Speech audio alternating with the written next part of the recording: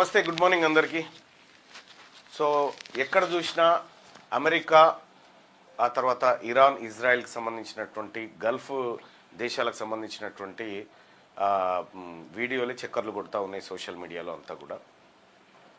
So అది ఎందుకు start అయింది, కారణం ఏంది, దానివల్ల భారతదేశానికి ప్రమాదం ఎంతవరకు ఉంది, పెట్రోల్ డీజిల్ ధరలు ఎంత పెరిగే అవకాశం ఉంది, ద్రవ్యోల్బణం పరిస్థితి ఏంది, ఇవి కొద్దిగా మాట్లాడుకున్న తర్వాత మళ్ళీ మనం నిన్న ఇందిరా పార్క్ ధర్నాతో పాటు ఈ బీసీ అట్రాసిటీ చట్టం గురించి కూడా మాట్లాడుకుందాం. అసలు అమెరికాకు ఇరాన్కు మధ్య ఎక్కడ యుద్ధం స్టార్ట్ అయింది, ఎప్పుడు స్టార్ట్ అయింది? ఇది 1979లో ఇరాన్లో ఇస్లామిక్ రాజ్యం యుద్ధం జరిగింది, ఇస్లామిక్ రాజ్యం ఏర్పాటు జరిగింది. అప్పుడు అమెరికా మద్దతిస్తున్నటువంటి వ్యక్తి గద్దె దిగిపోవాల్సినటువంటి అనివార్య పరిస్థితి ఏర్పడ్డది. అప్పటి నుంచి స్టార్ట్ అయినటువంటి ఈ యుద్ధం ఏదైతే ఉందో వివిధ రకాలుగా, సో అణుబాంబులని, లేకపోతే దౌత్య చర్చలని, లేకపోతే ఇంకోటి ఆర్థిక వ్యవహారాలని, ఇట్లా రకరకాలైనటువంటి అంశాల చుట్టూ తిరుగుతూ ఇవాళ అణుయుద్ధం దాకొచ్చింది. సో గతంలో బరాక్ ఒబామా తర్వాత ఇరాన్ ఒక ఒప్పందం చేసుకున్నాయి. ఒప్పందంని ట్రంప్ వచ్చిన తర్వాత ట్రంప్ దాన్ని రద్దు చేసి సో ఇరాన్ పైన అనేకమైనటువంటి ఆంక్షలు విధించడం జరిగింది. దాని తర్వాత ఇక ఇజ్రాయెల్, మీకు తెలుసు, అమెరికా ఎక్కడ యుద్ధంలో పాల్గొన్నా ఇజ్రాయెల్ అమెరికాకు ఒత్తాసు పలుకుతూనే ఉంటుంది. ఎందుకంటే ఇజ్రాయెల్ పెట్ కంట్రీ అనుకోరాదు, ఇజ్రాయెల్ అమెరికాకు పెట్ కంట్రీ లాంటిది. ఇంకా అది ఎప్పుడు యుద్ధమే చేస్తూ ఉంటుంది, వివిధ అమెరికాకు యాంటీగా ఉన్నటువంటి దేశాలతో యుద్ధాలు చేస్తూ ఉంటుంది. సో ఆ రకంగా జరుగుతూ ఉంది. అయితే ఖమేనీని మొదటి రోజే వీళ్ళు చంపేయడం జరిగింది. అమెరికా, ఇజ్రాయెల్ వైమానిక దాడులతోటి ఆయనను చంపేయడం జరిగింది. సో ఇరాన్ ప్రజలు తీవ్ర దుఃఖంలో ఉన్నారు ఆ విషయంలో. ఖమేనీ భార్యతో పాటు వాళ్ళ పిల్లలు కూడా చనిపోయినటువంటి వార్తలు వస్తూ ఉన్నాయి. సో మరి ఇక్కడ ఈ అణు ఒప్పందానికి సంబంధించినటువంటి అంశంలో అమెరికా అణు ఒప్పందం గురించేనా, లేకపోతే దేశవ్యాప్తంగా చాలా చేస్తూ ఉన్నాయి కదా, ప్రపంచవ్యాప్తంగా చాలా దేశాలు అణుశుద్ధీకరణ చేస్తూ ఉన్నాయి కదా, మరి వాటి మీద ఎందుకు అమెరికా ఆంక్షలు విధించదంటే తమకు అనుకూలంగా ఉన్నటువంటి దేశాలను అమెరికా ఏం డిస్టర్బ్ చేయదు, వ్యతిరేకంగా ఉన్న దేశాలను అస్థిరపరచడం కోసం అణు ఒప్పందాలు, అణు వ్యవహారాలని ముంగటేస్తూ ఉంది. సో ఇరాన్ చేయలేదంటే ఎస్, ఇరాన్ అణుబాంబుల తయారీ కోసం శుద్ధీకరణ కార్యక్రమాన్ని చేపట్టింది. కానీ ఇరాన్ చెప్తూ వచ్చిందంటే ఇది శాంతి కోసం మాత్రమే చేస్తున్నామని చెప్పి చెప్తా ఉంది. ఓవైపు అణుబాంబుల తయారీ శాంతి కోసం ఎట్లయితుంది అనేది అమెరికా వాదన. సో ఇట్లా కొన్ని దేశాలు అమెరికా పైన విరుచుకుపడతా ఉన్నాయి. బ్రిటన్ లాంటి దేశాలు కూడా అమెరికా ఇరాన్ తీరును తప్పుపడతా ఉన్నాయి.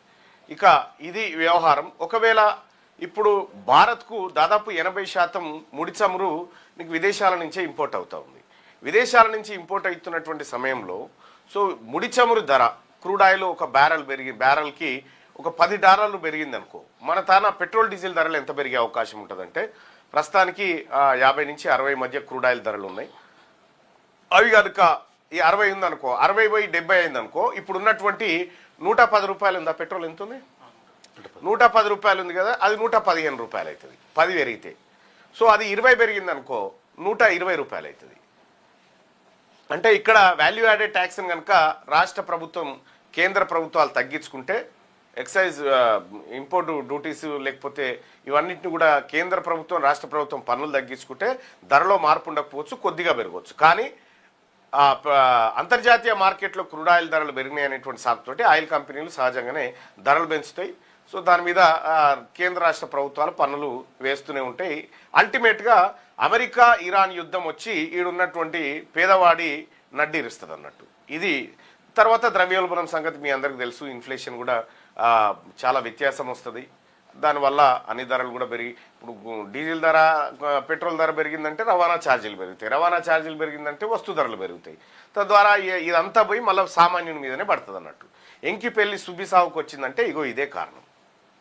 ఈ రకంగా అమెరికా మరొక 4-5 వారాల పాటు యుద్ధం కొనసాగుతుందనేటువంటి మాట చెప్తూనే అమెరికా ఇంకొక మాట చెప్తుంది, ఇరాన్లో ఉన్నటువంటి ప్రజాస్వామ్యవాదులు ఇరాన్ దేశాన్ని చేజిక్కించుకోండి, మేము మద్దతు ఇస్తామని చెప్తా ఉన్నారు. అంటే ఇక్కడ అమెరికా అణు ఒప్పందం మీద దృష్టి పెట్టిందా, లేకపోతే ఇరాన్లో పరిపాలన అస్థిరపరచడానికి అనేది వంటిది చాలామంది నిపుణులు చర్చిస్తున్నటువంటి అంశం. సో మొత్తానికి మరొక వైపు వాదన ఏంటంటే ఎప్స్టీన్ ఫైల్స్లో ట్రంప్కు సంబంధించినటువంటి రహస్య వ్యవహారాలు ఉన్నాయి కాబట్టి ప్రపంచం దృష్టిని మళ్లించడానికి ఇరాన్ యుద్ధాన్ని ముంగటేసుకున్నారని చెప్పి చెప్తా ఉన్నారు. అయితే గతంలో కూడా ఎప్పుడు 1979 తర్వాత కూడా 52 మంది అమెరికాకు సంబంధించినటువంటి దౌత్యవేత్తలను ఇరాన్ తన రాజధాని అయినటువంటి టెహరాన్లో బంధించినటువంటి విషయంలో కూడా అమెరికా కొంత కోపంగా ఉంది. సో ఇవన్నీ కలిపి ఈ అమెరికా ఇరాన్ యుద్ధం జరుగుతూ ఉంది. సో ఆ యుద్ధం ప్రభావాలు ఇట్లా మన దగ్గర ఉంటాయి. సో పెట్రోల్ డీజిల్ ధరలు మాత్రం వార్ మాత్రం కొనసాగితే పెరిగేటువంటి అవకాశం ఉంది, ఎక్సెప్ట్ ఏది కేంద్రం రాష్ట్రం పన్నులు తగ్గించుకుంటే తప్ప. ఇది అమెరికాకు సంబంధించినటువంటి అంశం. అయితే ఇక నిన్న ఇందిరా పార్క్ దగ్గర ఇందిరా పార్క్ టాపిక్ అంటే ప్రస్తుతం భారతదేశం పరిస్థితి ఏంది, ఈ దేశంలో ఏ వ్యవస్థ ఎట్లా ఉంది, విద్యారంగం ఎట్లుంది, ఆరోగ్య రంగం ఎట్లుంది, తాగునీటి సంగతి ఏంది, సాగునీటి సంగతి ఏంది, క్రైమ్ ఏంది, కోర్టులు ఏంది, క్రీడారంగం ఏంది, ఇట్లా ఈ ప్రస్తుతం ఉన్నటువంటి లెక్కల్ని ఒక్కసారి చూసుకుందాం. వీటిలో వచ్చేటువంటి మార్పులు ఈ యుద్ధాల కారణంగా లేకపోతే ఈ దేశంలో ఉన్నటువంటి ప్రభుత్వాలు తీసుకునేటువంటి పాలసీల కారణంగా వచ్చేటువంటి మార్పులను ఒకసారి చూద్దాం. అయితే ఈ దేశంలో తాజా పరిస్థితి ఎట్లా ఉంది అనేది ఒకసారి చూస్తే భారతదేశ ప్రస్తుత స్థితిగతులు ఒక సమగ్ర విశ్లేషణను 2024-26 మధ్య ఒకసారి చూద్దాం. భారతదేశం ప్రస్తుతం ఒక కీలకమైన సామాజిక ఆర్థిక పరివర్తన దశలో ఉంది. ప్రపంచంలోనే అత్యంత వేగంగా వృద్ధి చెందుతున్న ఆర్థిక వ్యవస్థలో ఒకటిగా కొనసాగుతున్నప్పటికీ మానవాభివృద్ధి సూచీలు మరియు మౌలిక వసతుల కల్పనలో అనేక సవాళ్లు ఎదురవుతున్నాయి. ఈ నివేదిక దేశంలోని వివిధ రంగాల ప్రస్తుత స్థితిగతులను గణాంక సహితంగా విశ్లేషిస్తూ ఉంది. ఇది చాలా అత్యంత కీలకమైనటువంటి ప్రస్తుతం మన దేశం పరిస్థితి ఏంది, ఏ రంగంలో ఏందనేది ఒకసారి చూద్దాం. ఆరోగ్య రంగం సవాళ్లు మరియు వృద్ధి ఎట్లా ఉంది అంటే భారత ఆరోగ్య రంగంపై ప్రభుత్వ వ్యయం క్రమంగా పెరుగుతుంది. ప్రస్తుత జీడిపిలో ప్రభుత్వం సుమారు 1.9 నుండి 2.1% వరకు ఈ రంగాన్ని కేటాయిస్తుంది. గతంలో ఇది 1.3%గా ఉండేది. అయితే తలసరి వ్యయం పరంగా చూస్తే భారత్ తన ప్రజలపై ఏడాదికి భారతదేశము ఈ దేశంలో ఉన్నటువంటి పౌరుల పైన ప్రతి ఏడాదికి కనీసం ఎంత అంటే 2200 రూపాయలు ఖర్చు చేస్తుంది. ఒక పౌరుని పైన దేశ ప్రభుత్వం 2200 ఖర్చు చేస్తూ ఉంది. ఇది పొరుగునున్న దేశమైన బంగ్లాదేశ్ ఏమో 3500 ఖర్చు చేస్తూ ఉంది. పక్కనున్న బంగ్లాదేశ్ తన పౌరుల పైన ఒక్కొక్కరి పైన ఏడాదికి 3500 రూపాయలు హెల్త్ కోసం ఖర్చు చేస్తే భారతదేశం 2200 నుంచి 2500 మధ్యలో ఖర్చు చేస్తూ ఉంది. అంటే బంగ్లాదేశ్ కంటే తక్కువ ఖర్చు చేస్తూ ఉంది అన్నట్టు ఇక్కడ ఆరోగ్య రంగంలో. ఇక అంతర్జాతీయ పోలిక ఆరోగ్య వ్యయం మరియు వైద్యుల లభ్యత. సో ఒక డాక్టర్కు 1000 మంది ప్రజలకు ఎంతమంది డాక్టర్లు ఉండాలి, ప్రపంచ ఆరోగ్య సంస్థ ఏం చెప్తా ఉంది, అమెరికాలో ఎట్లా ఉన్నారు, ఇండియాలో ఎట్లా ఉన్నారు, ఈ లెక్క ఒకసారి చూద్దాం. ఈ దేశం విషయానికి వస్తే ఆరోగ్య వ్యయం అమెరికా ఆరోగ్యం కోసం ఆ దేశ పౌరుల ఆరోగ్యం కోసం తన జీడిపిలో మొత్తం 16 నుంచి 17% ఖర్చు పెడుతోంది. 16 నుంచి 17%. అదే భారత్కు వచ్చేసరికి కనీసం 2 కూడా లేదు. అమెరికా తన ప్రజల ఆరోగ్యం పైన 16% ఖర్చు పెడతా ఉంటే జీడిపిలో భారత్ 1.9 నుంచి 2.1 మధ్యలో ఖర్చు పెడతా ఉంది. చాలా తక్కువ ఇది. ఇంకా బ్రెజిల్ ఏమో 9% ఖర్చు చేస్తుంది జీడిపిలో, దక్షిణాఫ్రికా 8% ఖర్చు చేస్తుంది. ఏ దేశం అయితే ఆరోగ్యము ఆ తర్వాత విద్య కోసం ఎక్కువ ఖర్చు చేస్తుందో ఆ దేశం త్వరగా అభివృద్ధి చెందుతుంది. మనమేమో మన దేశంలో గుడ్లకు బడ్లను ఇచ్చిపెట్టి గుడ్లను లేకపోతే ఇతరత్రల కార్యక్రమాల కోసం ఖర్చు పెడతా ఉన్నాం.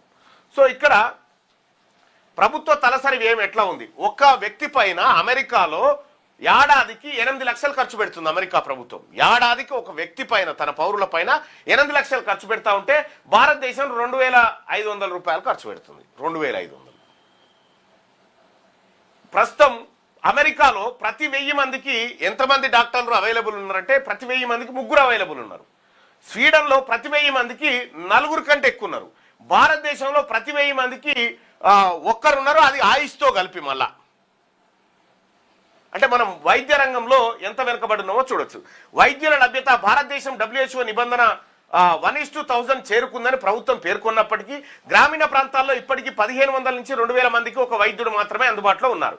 హాస్పిటల్ బెడ్స్ ప్రతి 10,000 మందికి కేవలం 5 నుంచి 6 బెడ్స్ మాత్రమే అందుబాటులో ఉన్నాయి మన తాన. ఈ విభాగంలో 167 దేశాల్లో భారతదేశం 155వ స్థానంలో ఉంది. పోలికగా చూస్తే జపాన్లో ప్రతి 10,000 మందికి 130 బెడ్స్ ఉన్నాయి. మందుల వినియోగం విషయానికి వస్తే ప్రపంచానికే జనరిక్ మందుల ఫ్యాక్టరీగా ఉన్న భారత్లో వీటి వినియోగం కేవలం 40% జనరిక్ మందులే. అమెరికాలో 90% వినియోగం ఉంది. సానుకూల ప్రగతి ఏంటంటే జన ఔషధ కేంద్రాల సంఖ్య గతంలో 3200 ఉండే, ఇప్పుడు 10,000 మార్కును దాటింది. ఇగో ఇది మన ఆరోగ్య రంగానికి సంబంధించిన, భారతదేశానికి సంబంధించిన జిరాక్స్. ఇక నెక్స్ట్ ఆహార భద్రతా విషయంలో ఆకలి సూచి గ్లోబల్ హంగర్ ఇండెక్స్ కి సంబంధించినటువంటి డేటా ఒకసారి చూస్తే, గ్లోబల్ హంగర్ ఇండెక్స్ 2024-25 నివేదిక ప్రకారం భారతదేశం ఆకలి దేశాలలో 127 దేశాలలో 105వ స్థానంలో నిలిచింది. ఎంత దారుణం చూడండి. 2023-24లో 111వ స్థానంలో 125 దేశాల్లో ఉండేది. ర్యాంకులో స్వల్ప మెరుగుదల కనిపించినప్పటికీ పొరుగు దేశాలైన పాకిస్తాన్, నేపాల్ కంటే భారత్ వెనుకబడి ఉండడం సామాజిక ఆందోళన కలిగించే అంశం. పాకిస్తాన్, నేపాల్ కంటే వెనుకబడింది గ్లోబల్ హంగర్ ఇండెక్స్ లో. దేశంలో ఉత్పత్తి అయ్యే ఆహారంలో సుమారు 30-33% వృధా అవుతుంది. ఇవి చూడండి, దేశంలో ఉత్పత్తి అయ్యే ఆహారంలో 30-33% వృధా పోతుందట. దీన్ని అరికట్టడం ఆహార భద్రతకు అత్యంత కీలకం అనేది ఇక్కడ మనం ఆహార భద్రత విషయాన్ని చూస్తాం. ఇక వ్యవసాయ రంగానికి సంబంధించి ఉత్పాదకత మరియు నీటి వినియోగం ఎట్లా ఉంది, అగ్రికల్చర్కి సంబంధించినటువంటి లెక్క ఒకసారి చూస్తే, భారతదేశ జనాభాలో సగం మంది ఆదాయం కోసం కేవలం 18% వాటా ఉన్న రంగంపై ఆధారపడడం ప్రధాన ఆర్థిక సమతుల్యతకు దారితీస్తుంది. అంటే వ్యవసాయ రంగం నుంచి ఆర్థిక వ్యవస్థ ఎంత వ్యవసాయ రంగం మీద డిపెండ్ అయిందంటే 100లో 18% మాత్రమే వ్యవసాయ రంగం నుంచి వస్తుంది. ఈ 100లో 18% వచ్చే వాటి పైన 50% మంది ప్రజలు డిపెండ్ అయి ఉన్నారు. ఇగో ఇది పెద్ద దెబ్బ. ఇక్కడ జనాభా మరియు జీడిపి సుమారు 45-46% జనాభా వ్యవసాయంపై ఆధారపడగా జీడిపిలో దీని వాటా కేవలం 18-19%. ఇది పెద్ద దెబ్బ. సాగునీటి ఇప్పుడు అమెరికాలో ఒక ఆయన 1000 ఎకరాలు సాగు చేస్తాడు, ఇతర దేశాల్లో ఒక ఆయన 5000 ఎకరాలు సాగు చేస్తాడు, ఒక ఆయన 500 ఎకరాలు సాగు చేస్తాడు. ఇక్కడ అట్లా కాదు, ఇక్కడ అర్ధ ఎకరమే ముగ్గురు చేసుకుంటారు. అది వచ్చింది బాధ. సాగునీటి సౌకర్యం మొత్తం సాగు భూమిలో కేవలం 53-55% భూమికి మాత్రమే సాగునీటి సౌకర్యం ఉంది మన తానా. మిగిలిన 45-47% భూమికి ఇప్పటికీ వర్షాధారమే, వర్షాలు పడితే ఉన్నట్టు. భూగర్భ జలాల సంక్షోభం, వ్యవసాయం కోసం 90% భూగర్భ జలాలను వినియోగిస్తున్నాం. వరి, చెరుకు వంటి నీటిని ఎక్కువగా గ్రహించే పంటల వల్ల పంజాబ్, హర్యానాలో జలమట్టం ప్రమాదకర స్థాయికి పడిపోయింది. వరి కానీ చెరుకు కానీ ఎక్కువగా పంట పండిస్తే అది ఎక్కువ నీరు కన్జంప్షన్ చేస్తుంది కాబట్టి భూగర్భ జలాలు ఇంకిపోతా ఉన్నాయి. ఇక భూగర్భ జలాల సంక్షోభానికి సంబంధించినటువంటి మాట ఇదైతే, ఇక వర్చువల్ వాటర్ ఎగుమతి, 1 కేజీ వరి అంటే 1 కిలో వడ్లు వండియడానికి 3000-5000 లీటర్ల నీళ్ళు అవసరమవుతాయి. 3000-5000 లీటర్ల నీళ్ళు అవసరమవుతాయి. బియ్యం ఎగుమతి చేయడం ద్వారా భారత్ పరోక్షంగా కోట్లాది లీటర్ల వర్చువల్ వాటర్ను ఎగుమతి చేస్తూ తన నీటి భద్రతను పనంగా పెడుతుంది. ఇది ఎంత చాలా కీలకమైన పాయింట్ చూడండి. 1 కిలో వడ్లు పండిస్తేందుకు 3000 లీటర్ల నీళ్ళు కావాలన్నట. 3000 లీటర్లు. ఇప్పుడు కిలో వడ్లు పండించి కిలో వడ్లు పట్టిస్తే ఎంత వెళ్తుంది? అర్ధ కిలో బియ్యం వెళ్తాయి, అర్ధ కిలో లేకపోతే 3/4 కిలో వెళ్తాయి. ఈ 3/4 కిలోని ఎగుమతి చేయడం అంటే 5000 లీటర్ల నీళ్ళని ఎగుమతి చేసినట్టట. నిల్వ సామర్థ్యం ప్రస్తుతం 15 కోట్ల మెట్రిక్ టన్నుల నిల్వ సామర్థ్యం ఉండగా దీనిని మరో 7 కోట్ల మెట్రిక్ టన్నుల మేర పెంచాలని ప్రభుత్వం లక్ష్యంగా పెట్టుకుంది. ఇగో ఇది వ్యవసాయ రంగానికి, అగ్రికల్చర్కి సంబంధించినటువంటి భారతదేశం లెక్క. ఇది మన దేశ ప్రస్తుత స్థితిగతుల మీద. విద్యా వ్యవస్థ మరియు నైపుణ్యాభివృద్ధి ఎట్లా ఉంది, ఎడ్యుకేషన్ అండ్ స్కిల్స్ ఎట్లా ఉన్నాయి భారతదేశంలో చూస్తే, విద్యారంగంలో మౌలిక వసతులు మరియు ఉపాధి నైపుణ్యాల మధ్య భారీ వ్యత్యాసం ఉంది. Budget NEP national education policy 2020 ప్రకారం లక్ష్యం జీడిపిలో 6% కాగా ప్రస్తుతం అంటే ఎడ్యుకేషన్ కోసం జీడిపిలో ఎంత 2020లో 6% అన్నా ఖర్చు పెట్టాలని చెప్పి నేషనల్ ఎడ్యుకేషన్ పాలసీలో పెట్టుకురు. కానీ పెడుతుంది ఎంత 2.9 to 3.3 మాత్రమే ఖర్చు చేస్తున్నారు. అంటే ఇదే ఖర్చు పెట్టుడే లేదా, ఫలితం ఎటు నుంచి వస్తుంది? నైపుణ్యాల కొరత మరియు నిరుద్యోగం చూస్తే ఇంజనీరింగ్ గ్రాడ్యుయేట్లో కేవలం 50% మందికే ఉద్యోగ నైపుణ్యాలు ఉన్నాయి. ఇంజనీరింగ్ చదివితే 100 మంది ఎవరైనా వచ్చి మా కొడుకు ఇంజనీరింగ్ చేయాలి సార్, ఇంజనీరింగ్ సీట్ వన్ చదువు వచ్చేగా ముందుగాల. ఆ ఇంజనీరింగ్ అంటే ఏంది, దాని కథ ఏంది, దాని స్కిల్ ఏంది, దాన్ని చదువుకున్న తర్వాత దానికి బయటకు వచ్చిన తర్వాత ఏమైనా స్కిల్స్ ఉంటాయా? ఇంజనీరింగ్ గ్రాడ్యుయేట్లో కేవలం 50% మందికే ఉద్యోగ నైపుణ్యాలు. ఇక 50% మంది స్క్రాపే అన్నట్టు. 15-29 ఏళ్ల మధ్య ఉన్న పట్టణ యువతలో నిరుద్యోగ రేటు 15-17% ఉంది. దేశంలో కేవలం 2-5% మందికే వృత్తి నైపుణ్య శిక్షణ ఉంది. ఇది బ్రిటన్లో 68%, చైనాలో 72%తో పోలిస్తే చాలా తక్కువ. ఇగో విద్యా వైద్య రంగాల పరిస్థితి చూడరు ఈ దేశంలో. పాఠశాలల పరిస్థితి చూస్తే దేశంలో 1,10,000 స్కూళ్ళల్లో ఒక్కడే టీచర్ ఉన్నాడు మన దేశంలో. 1,10,000 స్కూళ్లలో ఏకోపాధ్యాయ పాఠశాలలు విద్యా ప్రమాణంపై ప్రభావం చూపుతోంది. 30% పాఠశాలల్లో మరుగుదొడ్లు ఉన్న నీటి వసతి లేక నిరుపయోగంగా ఉన్నాయట. మెరుగైన విద్యా ఉపాధి కోసం ఏటా 7 నుంచి 8 లక్షల మంది విద్యార్థులు విదేశాలకు వలసపోతా ఉన్నారు. ఇది బ్రెయిన్ డ్రైన్ వెళ్తా ఉన్నారట. ఇగో ఇది మన విద్యకు సంబంధించిన లెక్క. ఇక మన దేశం నాయకులు ఎదిగిపోతుంది తదిగిపోతుంది అని చెప్తున్నారు. నీరు మరియు పారిశుద్ధ్యం సంగతి ఏంది? వాటర్ అండ్ శానిటైజేషన్ చూస్తే జల్ జీవన్ మిషన్ ద్వారా తాగునీటి కనెక్షన్లు 2017లో 18% నుండి 70% పైగా పెరగడం ప్రశంసనీయం. అయితే ఉపరితల నీటి వనరుల్లో 70 నుంచి 80% కాలుష్యానికి గురి కావడం ఆందోళనకరం. నదులు తర్వాత చెరువులలో 70 నుంచి 80% నీళ్లు కలుషితంతో కూడుకున్నాయట. ఇక నీటి మరియు పారిశుద్ధ్య సవాళ్ళు ఒకసారి చూస్తే నీటి కొరత నీతి ఆయోగ్ ప్రకారం 2030 నాటికి రాబోయేటువంటి 2030 నాటికి 40% జనాభాకు మంచినీరు దొరకడం కష్టమట. మంచినీళ్లు దొరకడం కష్టం. భూగర్భ జలాల విషయానికి వస్తే దేశంలో 250కి పైగా జిల్లాల్లో భూగర్భ జలాలు అతి వినియోగం అంటే ఓవర్ ఎక్స్ప్లాయిటెడ్ వర్గంలో అంటే ఎక్కువగా వినియోగిస్తా ఉన్నాయి భూగర్భ జలాలు 250 జిల్లాలు. పారిశుద్ధ్యం విషయానికి వస్తే స్వచ్ఛ భారత్ ద్వారా ODF సాధించినప్పటికీ క్షేత్రస్థాయిలో 15 నుంచి 20% కుటుంబాలు మరుగుదొడ్ల నిర్వహణ లేదా వినియోగంలో ఇబ్బందులు ఎదుర్కొంటా ఉన్నాయి ఈ దేశంలో. ఇది పారిశుద్ధ్యము నీళ్లకు సంబంధించినట్టు తాగునీటికి సంబంధించినటువంటి అంశం. ఇక పారిశ్రామిక ప్రగతి స్టార్టప్ ఎకోసిస్టమ్ ఒకసారి చూస్తే భారతదేశం ప్రపంచంలోనే 3వ అతిపెద్ద స్టార్టప్ ఎకోసిస్టమ్ గా అవతరించింది. మేక్ ఇన్ ఇండియా మరియు PLI పథకాల ద్వారా యాపిల్ శాంసంగ్ వంటి కంపెనీలు తమ తయారీ కేంద్రాలను భారత్కు మార్చాయి. ఓకే. MSME రంగం సంగతి చూస్తే అంటే స్మాల్ ఇండస్ట్రీస్ కి సంబంధించి ఇప్పటికీ రంగంలో 95% సూక్ష్మ మైక్రో పరిశ్రమలే ఉన్నాయి. వీటిని చిన్న మధ్య తరహా పరిశ్రమలుగా మార్చడం పారిశ్రామికృద్ధికి కీలకం. అంటే మైక్రో అంటే చాలా కుటీర పరిశ్రమలు అనుకోరాదు ఒక రకంగా చెప్పాలంటే. ఇప్పటికీ రంగంలో MSMEలో 95% చాలా చిన్న పరిశ్రమలు ఉన్నాయట. అటు మధ్య తరహా పరిశ్రమలుగా మారిస్తే అభివృద్ధి పెరుగుతుంది. మౌలిక వసతుల విషయానికి వస్తే గతిశక్తి ద్వారా మౌలిక వసతుల కల్పన వేగవంతమైంది. ప్రస్తుతం 99% ఆవాస ప్రాంతాలకు రోడ్డు సౌకర్యం ఉంది. ఇప్పుడు రోడ్డు సౌకర్యాలు మెరుగుపడ్డాయని చెప్పి చెప్తా ఉంది నివేదిక. ఇక పట్టణీకరణ మరియు వలసలు అర్బనైజేషన్ ఎట్లా జరుగుతూ ఉంది మైగ్రేషన్ ఎట్లా జరుగుతూ ఉంది అనేది ఒకసారి చూస్తే పట్టణీకరణ వేగవంతం కావడంతో నగరాలపై ఒత్తిడి పెరుగుతోంది. ప్రస్తుతం సుమారు 55 నుండి 60 కోట్ల మంది వలస వెళ్ళినట్టు అంచనా వేస్తా ఉన్నారు. 55 నుంచి 60 కోట్ల మంది గ్రామీణ ప్రాంతాల నుంచి పట్టణ ప్రాంతాలకు వలస వెళ్ళారు. 2050 అంచనా భారత్లో 50% జనాభా నగరాల్లోనే నివసించే అవకాశం ఉంది. ఎప్పుడు 2050 నాటికి. మురికివాడలు ప్రస్తుతం పట్టణ జనాభాలో 40% మంది కనీస మౌలిక సదుపాయాలు లేని మురికివాడల్లోనే నివసిస్తున్నారు. ఇది పట్టణ ప్రణాళికలోని లోపాలను సూచిస్తూ ఉంది. ఆ ప్రజలంతా హైదరాబాద్కు వచ్చి లేకపోతే పట్టణాలకు పోయి ముంబై కలకత్తా మద్రాస్ ఇట్లా పోయిరనుకో, పోయిన తర్వాత అక్కడ వసతులు ఉండయి మురికివాడలు అవే ఉంటాయట. సో ఈ పరిస్థితి ఎదురయ్యే 2050 నాటికి 50% జనాభా సిటీకి వచ్చేస్తుందట. ఇంకా ఆర్థిక స్థితిగతులు మరియు అప్పుల భారాన్ని ఒకసారి చూస్తే దేశ ఆర్థిక వ్యవస్థలో అప్పుల భారం గణనీయంగా పెరిగిపోయింది. విపరీతమైన అప్పులు అయిపోయినాయట ఈ దేశంలో. మొత్తం అప్పు వచ్చేసి మార్చి 2000 అంటే ఈ నెల మార్చి 2026 నాటికి భారత ప్రభుత్వం చేసిన అప్పు 200 లక్షల కోట్లు 200 లక్షల కోట్ల రూపాయల అప్పు చేసిందట భారతదేశం. వడ్డీ భారం ఎంతనే మరి దీనికంటే ప్రభుత్వం ఖర్చు చేసే ప్రతి రూపాయలు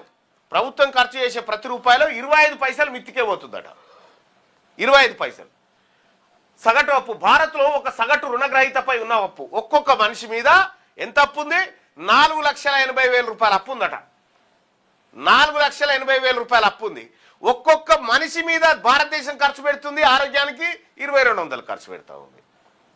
చూసుకోరు ఎంత గమ్మతుందో. ఎవరి కోసం అవుతున్నాయి ఈ అప్పులు ఏం కథ? రుణం GDP నిష్పత్తి. కేంద్ర ప్రభుత్వ అప్పు దేశ జీడిపిలో 56% అప్పులే. మన దేశం వేగంగా ముందుకు పోతుందని మళ్ళీ చెప్పుకుంటాం. ఇక సామాజిక సవాలు శాంతి భద్రతలు మరియు పర్యావరణం పరిస్థితి ఏంది? న్యాయ వ్యవస్థ కోర్టులో 4.5 కోట్లకు పైగా కేసులు పెండింగ్ లో ఉన్నాయి. ప్రతి 10 లక్షల జనాభాకు కేవలం 21 మంది జడ్జీలు మాత్రమే ఉండడం ప్రధాన లోపం. ఇవి ఎందుకు భర్తీ చేయరు? ఇందులో భర్తీ చేస్తే BC జడ్జీలు వస్తారని భర్తీ చేస్తలేరు అంతే. లక్షల కోట్ల కేసులు పెండింగ్, 4.5 కోట్ల కేసులు పెండింగ్ ఉన్నాయి. సుప్రీంకోర్టు ఇదే NCERT ఇదే విషయాన్ని తన 8వ తరగతి నోటు పుస్తకంలో ప్రకటిస్తే వెంటనే సుప్రీంకోర్టు దాన్ని ఆపింది. న్యాయ వ్యవస్థ మీద దుష్ప్రచారం ఉంది. న్యాయ వ్యవస్థలో మనం ఎందుకు భర్తీ చేస్తలేరు? ఎన్ని జడ్జి పోస్టులు ఖాళీ ఉన్నాయి?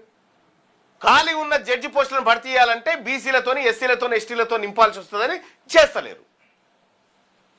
రోడ్డు ప్రమాదాలు, ప్రపంచ రోడ్డు ప్రమాద మరణాల్లో భారత్ వాటా 11% అంటున్నాయా? మొత్తం ప్రపంచంలో రోడ్డు యాక్సిడెంట్లలో చనిపోతున్నటువంటి మొత్తం జనాభాలో 11% మంది భారత్లోనే చచ్చిపోతున్నారు. దీనివల్ల ఏటా జీడిపిలో 3.14% నష్టం వాటిల్లుతుంది రోడ్డు ప్రమాదాల వల్ల. కాలుష్యం, ప్రపంచంలోని టాప్ 30 కాలుష్య నగరాల్లో 20 భారతదేశంలోనే ఉన్నాయట. నేరాలు, మహిళలపై ఆకృత్యాలు పెరుగుతున్నాయి. ఏటా 31,000 అత్యాచార కేసులు. కానీ శిక్ష రేట్ ఎంత అంటే 30% కంటే తక్కువ మందికే శిక్ష పడతా ఉందట దాంట్లో. ఇక భవిష్యత్ దిశానిర్దేశం ఎట్లా అంటే భారతదేశం తన డెమోగ్రాఫిక్ డివిడెండ్ సగటు వయస్సు 29 ఏళ్లను సద్వినియోగం చేసుకోవాలంటే విధానపరమైన మార్పులు అత్యవసరం. కేవలం వినియోగం ఆధారిత ఆర్థిక వ్యవస్థ నుండి ఉత్పత్తి ఆధారిత ఆర్థిక వ్యవస్థగా మారడానికి కింది చర్యలు చేపట్టాలి. అంటే కొనుక్కొచ్చుకొని తినేటోళ్ళ కంటే ఉత్పత్తి చేసేటువంటి వ్యవస్థగా మారాలి. నైపుణ్యాలు, యువతకు కేవలం డిగ్రీలు కాకుండా అంతర్జాతీయ స్థాయి వృత్తి నైపుణ్య శిక్షణ కల్పించాలి. ఎంఎస్ఎంఈ బలోపేతం, సూక్ష్మ పరిశ్రమలను చిన్న మరియు మధ్య తరహా పరిశ్రమలుగా మార్చడానికి రుణ సదుపాయం మరియు సాంకేతిక ప్రోత్సాహం అందించాలి. వ్యవసాయ ఆధునీకరణ, నీటి వినియోగాన్ని తగ్గించే సూక్ష్మ సాగు పద్ధతులను ప్రోత్సహించాలి. పారిశుద్ధ్యం మరియు ఆరోగ్యం, మౌలిక వసతుల కల్పనతో పాటు వాటి నిరంతర నిర్వహణపై దృష్టి సారించాలి. పర్యాటక మరియు క్రీడా రంగాల్లో పెట్టుబడులను పెంచుతూ అప్పుల భారాన్ని క్రమబద్ధీకరించుకున్నప్పుడే భారతదేశం సుస్థిరమైన అభివృద్ధిని సాధించగలదు. ప్రస్తుతం మన దేశంలో ఉన్నటువంటి పరిస్థితికి ఇది. నరేంద్ర మోడీ గారు తర్వాత గతంలో ఉన్నటువంటి ప్రభుత్వాలన్నీ కలిపి 2 లక్షల కోట్ల రూపాయల అప్పులు చేసినాయి. మన దేశ జీడిపిలో ప్రతి రూపాయి ఏదైతే ఒక రూపాయి ఖర్చు చేస్తే 25 పైసలు అప్పులే. ఈ పరిస్థితికి ఉంది ఈ దేశం. ఇది భారతదేశం కథ. ఇక నిన్న ఇందిరా పార్క్ దగ్గర బీసీల మహాధర్నా కార్యక్రమం జరిగింది. ఎర్ర సత్యనారాయణ గారి ఆ తర్వాత గుజ్జకృష్ణ గారి వీరి సారథ్యంలో బీసీలకు సంబంధించినటువంటి మహాధర్నా జరిగింది. బీసీలకు అట్రాసిటీ యాక్ట్ రావాలని కోరుతా ఉన్నాం. గమ్మత్ విషయం ఏంటంటే మొత్తం తెలంగాణ రాష్ట్రంలో 2014 నుండి 2022 మధ్య 2014 నుండి 2026 మధ్య 22 మధ్య ఏం జరిగిందనేది ఒక లెక్క గమ్మత్ ఉంటుంది చూడండి. విషయం ఏంటంటే బీసీల పైన దాడులు జరుగుతూ ఉన్నాయి. బీసీలకు కూడా అట్రాసిటీ చట్టం రావాలని చెప్తా ఉన్నాం. పక్కనున్న ఆంధ్రప్రదేశ్ చట్టం చేసింది. బీసీలను ఎవడైనా కులం పేరుతో కానీ బీసీలను వ్యక్తిగతంగా దూషించినా కానీ 2 నుంచి 5 సంవత్సరాల మధ్య శిక్ష పడేటువంటి చేసిరు. ప్రత్యేక పరిస్థితుల్లో బెయిల్ రాకుండా చేసిరు ఏపీలో. ఇక్కడ కూడా బీసీలకు అట్రాసిటీ చట్టం రావాలి.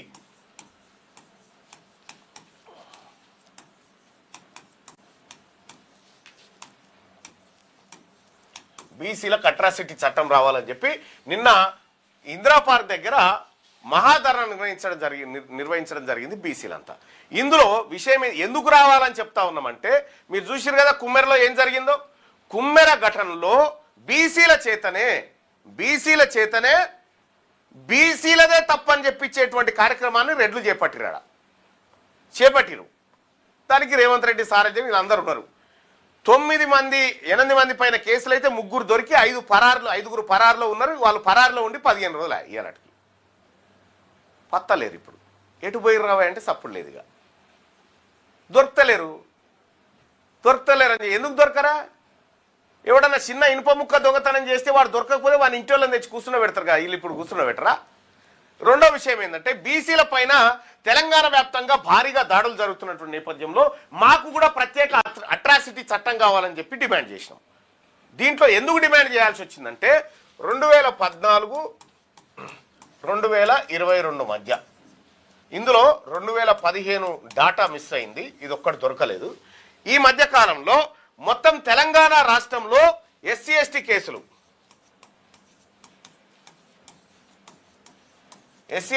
ఎన్ని నమోదైనాయి అంటే 8,950 ఎస్సీ ఎస్టీ కేసులు నమోదైనాయి, అట్రాసిటీ కేసులు. ఈ 8,950 కేసులలో బీసీల మీద ఎన్ని కేసులు పెట్టిరికేనా? 8,162 ఏమో బీసీల మీద పెట్టిరు. ఈ బీసీల మీద ఎస్సీలు పెట్టినటువంటి అట్రాసిటీ కేసులు ఇవి. ఎందుకు పెట్టిర్రా అని చెప్పి విషయాన్ని పరిశీలిస్తే, చాలా ఇండెప్త్గా పరిశీలిస్తే, ఈ రెడ్లు ఏం చేసిరంటే ఎవడైనా బీసీ ఓడు జర్ర ఎదుగుతుండనుకో వాన్ని ఈ ఎస్సీలను ఎగేసి వాని మీద అట్రాసిటీ కేసులు పెట్టించారు అన్నట్టు. అట్రాసిటీ చట్టం రెడ్ల ప్రయోజనాల కోసం పనిచేసింది ఇక్కడ.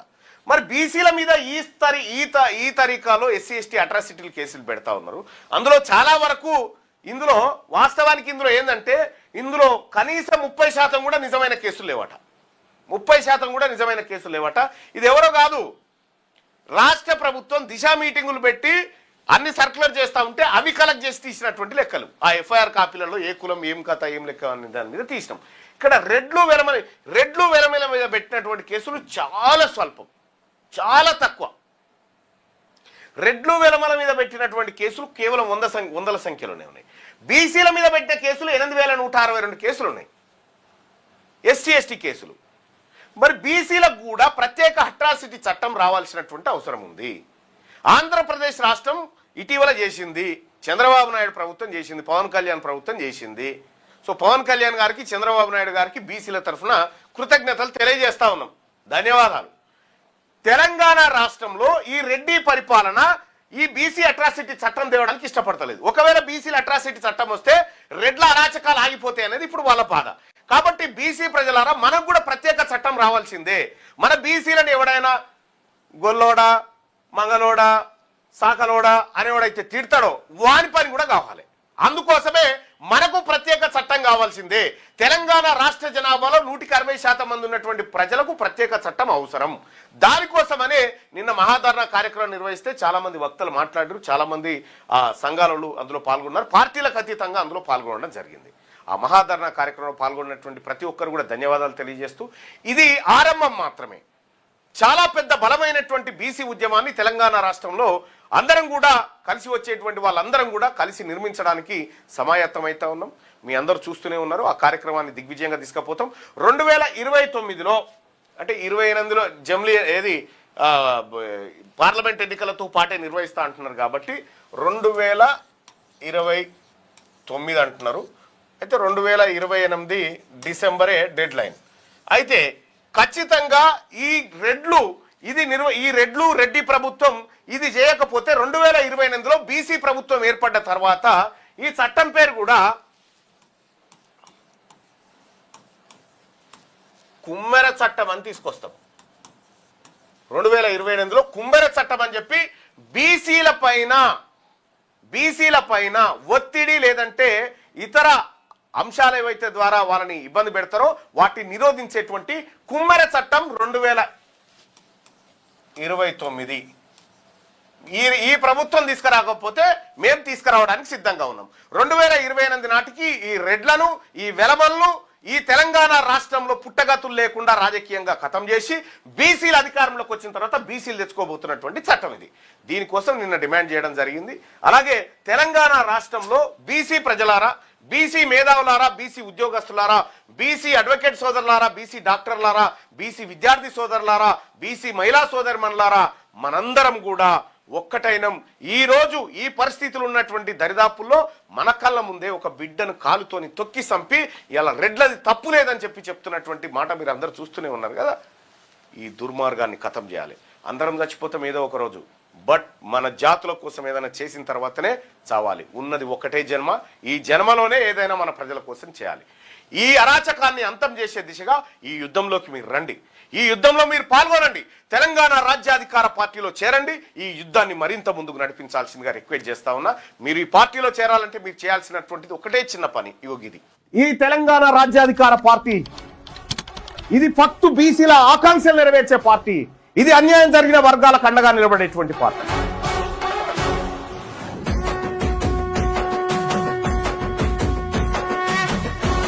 తెలంగాణ రాజ్యాధికార పార్టీ చేరాలంటే 9866524314 ఈ నెంబర్ కు వాట్సాప్ లో మిస్ కాల్ ఇవ్వండి. ఈ నెంబర్ కి మీరు మిస్ కాల్ ఇవ్వగానే మీకు ఒక లింక్ వస్తుంది. ఆ లింక్ పైన క్లిక్ చేసి మీరు దాంట్లో మన ఇందులో జాయిన్ కావచ్చు. తెలంగాణ రాజ్యాధికార పార్టీలో వెంటనే జాయిన్ కావచ్చు. ఆ లింక్ ద్వారా మీరు ఎంటర్ అయితే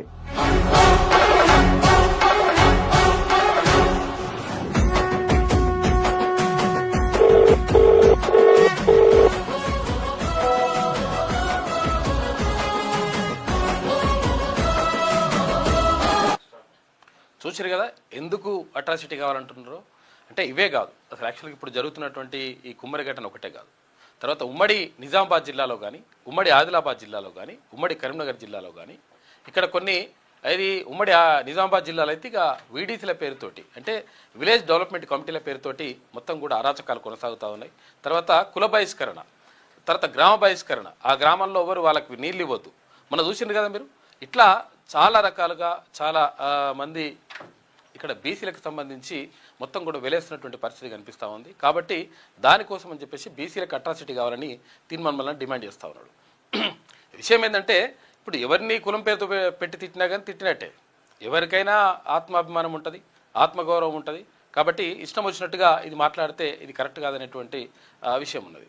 కాకపోతే ఏంటంటే మొత్తం కూడా మాదే చెల్లుతుంది. తర్వాత వీడితుల పేరుతో కొత్తగా వస్తున్నారు ఇల్లు. దీంతో ఇక్కడ ఇక్కడనే కాదు, ఇక్కడ ఏది నిజామాబాద్ జిల్లాల అదేది ఉమ్మడి నిజామాబాద్ జిల్లాల రాంపూర్, తాళ్ళరాంపూర్ అని చెప్పేసి ఆ ఊర్లో మొత్తం గౌడ్లను వెళ్ళేసిండ్రు. తర్వాత ఇక్కడ రజకులను వెళ్ళేసిండ్రు, ఇంకొక దగ్గర యాదవులను వెళ్ళేసిండ్రు, ఇంకొక దగ్గర ముదిరాజులు వెళ్ళేసిండ్రు. అంటే ఇట్లా ఇష్టం వచ్చినట్టుగా వాళ్ళు అధికారంలోకి అంటే చేతిలోకి తీసుకొని ఇష్టం వచ్చినట్టుగా వాళ్ళు వ్యవహరిస్తూ ఉన్నారు. కాబట్టి దానికి వ్యతిరేకంగానే ఇట్లా బీసీలకు అట్రాసిటీ కావాలనేటువంటి నినాదం వస్తూ ఉంది. అయితే నిన్న ఒక పాపను చూసినాం, ఒక బాబుని చూసినాం కదా మనం, మొన్న ఒక బాబుని చూసినాం. అదే అయితే వాళ్ళకు అంటే ఒక గుర్తు తెలియనటువంటి ఒక కొత్త రకమైనటువంటి వ్యాధితోటి బాధపడుతూ ఉంటే దానికి 16 కోట్లు కావాలంటే లేదు ఇక్కడ 1,50,00,000 రూపాయలతో అవుతుందని చెప్పేసి ఇండోనేషియాలో చికిత్స కోసం అని చెప్పేసి వచ్చిండ్రు వాళ్ళు. వస్తే మనము మీరు ఎంతో కొంత సహకారం అందిస్తూ ఉన్నారు. అయితే మరొక పాప కూడా అంటే సేమ్ ఇటువంటి అంటే వ్యాధితోటే బాధపడుతుందంట. ఒకసారి వాళ్ళ తల్లిదండ్రులు వచ్చిండ్రు, ఒకసారి మీరు రండి.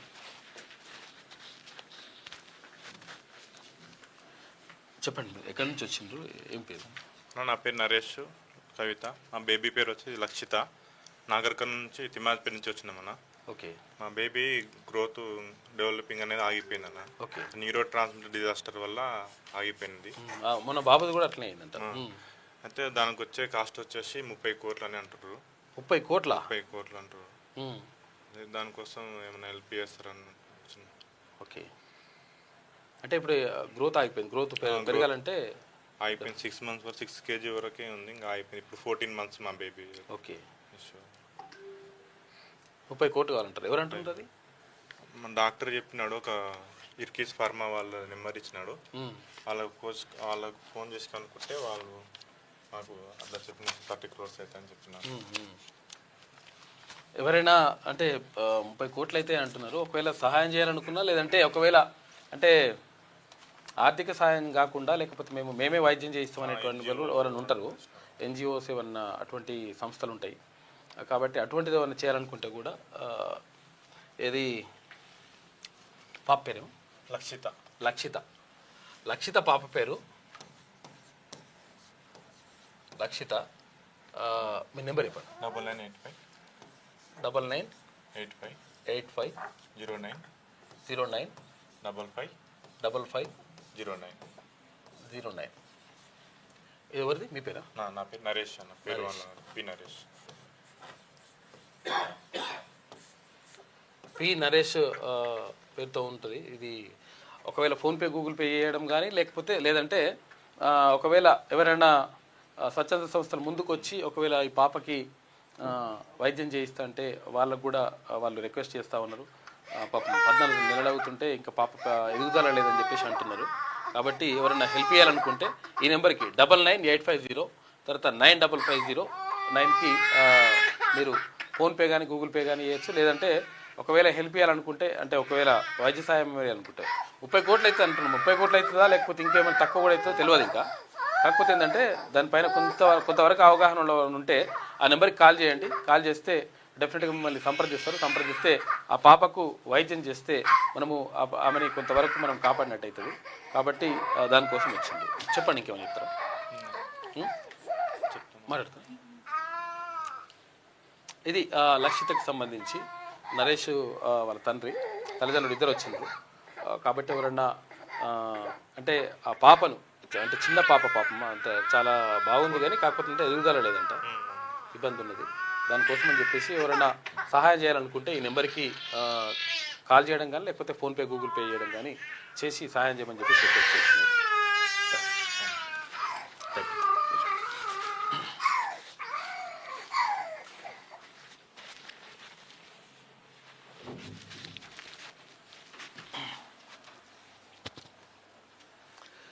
ఇక వార్తల్లోకి వెళ్దాం. ఇప్పుడు రకరకాలుగా ఇప్పుడు ఇవన్నీ కూడా విద్యా వైద్యం అనేటువంటిది ప్రభుత్వం ఆధ్వర్యంలో ఫ్రీగా అందాల్సి ఉంటే ఇటువంటి పరిస్థితి వచ్చేది కాదు. పాపం వాళ్ళు ఎంత ఇబ్బంది పడతారు. ఇక వెలుగు దినపత్రిక చూద్దాం. ముందుగా యుద్ధ కల్లోలం అట్టుడుకుతున్న అరబ్ దేశాలు. సౌదీలోని అతిపెద్ద రిఫైనరీ అరామ్కోపై ఇరాన్ డ్రోన్ దాడి చేసిందంట. చమురు ఉత్పత్తిపై ఎఫెక్టు. కువైట్ ఆర్మీ పొరపాటుతో కూలిన 3 అమెరికా ఫైటర్ జెట్లట. కువైట్ ఏం చేసింది, ఇట్లా పొరపాటున ఇరానీ అనుకొని కొడితే ఇట్లా కొట్టిందట. కొడితే అవి అమెరికా కూలిపోయినాయి. దుబాయ్ దోహాలో పేలుళ్ళు. తర్వాత బహ్రెయిన్లోని సల్మాన్ పోర్టు పైన దాడి. గల్ఫ్ ఆఫ్ ఒమన్లో చమురు నౌకపై అటాకు. ఇండియన్ ఒకరు చనిపోయారట. గల్ఫ్లోని యుఎస్ ఎయిర్బేస్ల లక్ష్యంగా ఇరాన్ భీకర దాడులు చేస్తూ ఉంది. అమెరికాతో చర్చల ప్రసక్తే లేదని చెప్పేసి ఇరాన్ అంటుంది. అది అంత ధైర్యం ఎట్లా వచ్చిందో అర్థమవుతలేదు. ఇరాన్లోని అణు కేంద్రాలపై అమెరికా ఇజ్రాయెల్ ఎయిర్ స్ట్రైక్ చేస్తూ ఉన్నాయి. లెబనాన్లోని హెజ్బుల్లా స్థావరాలపై ఇజ్రాయెల్ దాడులు చేస్తుంది. ఇక 3 రోజుల్లో ఇరాన్లో ఎంత 555 మంది చనిపోయారట. మొత్తం మీద ఇరాన్ అంటే మొత్తం కూడా యుద్ధ కల్లోలంతో అట్టుడుకుతూ ఉంది మొత్తం కూడా. ఎందుకనంటే ఇక్కడ అమెరికా తర్వాత ఇటు ఇజ్రాయెల్ ఈ 2 దేశాలు కలిసి మొత్తం కూడా వేసేస్తూ ఉన్నాయి, బాంబులు వేస్తూ ఉన్నాయి. ఇరాన్ కూడా మరి తగ్గేదే లేదంటుంది. అసలు యాక్చువల్గా ఎక్కడి నుంచి ధైర్యం వస్తుందో అర్థమవుతలేదు. విషయం ఏంటంటే ఇప్పుడు చైనా తర్వాత రష్యా ఏమన్నా ఇరాన్కి సపోర్ట్ చేస్తున్నాయనేటువంటి ఒక డౌట్ వస్తూ ఉంది. ఎందుకంటే ఇరాన్ దగ్గర అంత శక్తి లేదు. ఏమున్నా కానీ చమురు నిల్వలు గిరి నిల్వలు ఇవే తప్ప వాళ్ళని అమెరికాని కానీ తర్వాత ఇజ్రాయెల్ని కానీ ఎదుర్కొనేటువంటి శక్తి ఇరాన్కు లేదు. అయినప్పటికీ ఎట్టి పరిస్థితుల్లో తగ్గేది లేదు. మేము మీరెంత అంటే మేమెంత అని చెప్పేసి అట్లా మాట్లాడుతున్నారు వాళ్ళు. ఇరాన్పై ఇజ్రాయెల్ అమెరికా జాయింట్ ఆపరేషన్తో పశ్చిమాసియా అట్టుడుకుతుంది. ఇక తొలిదాడిలోనే ఆ దేశ supreme leader Ayatollah Ali Khamenei సహా కీలక నేతలను మట్టుపెట్టగా తాజాగా ఇరాన్లోని అణు కేంద్రాలపై ఎయిర్ స్ట్రైక్ చేశారు. లెబనాన్లోని హెజ్బుల్లా స్థావరాలపై ఇజ్రాయెల్ దాడి చేయగా కీలక నేత మృతి చెందారు.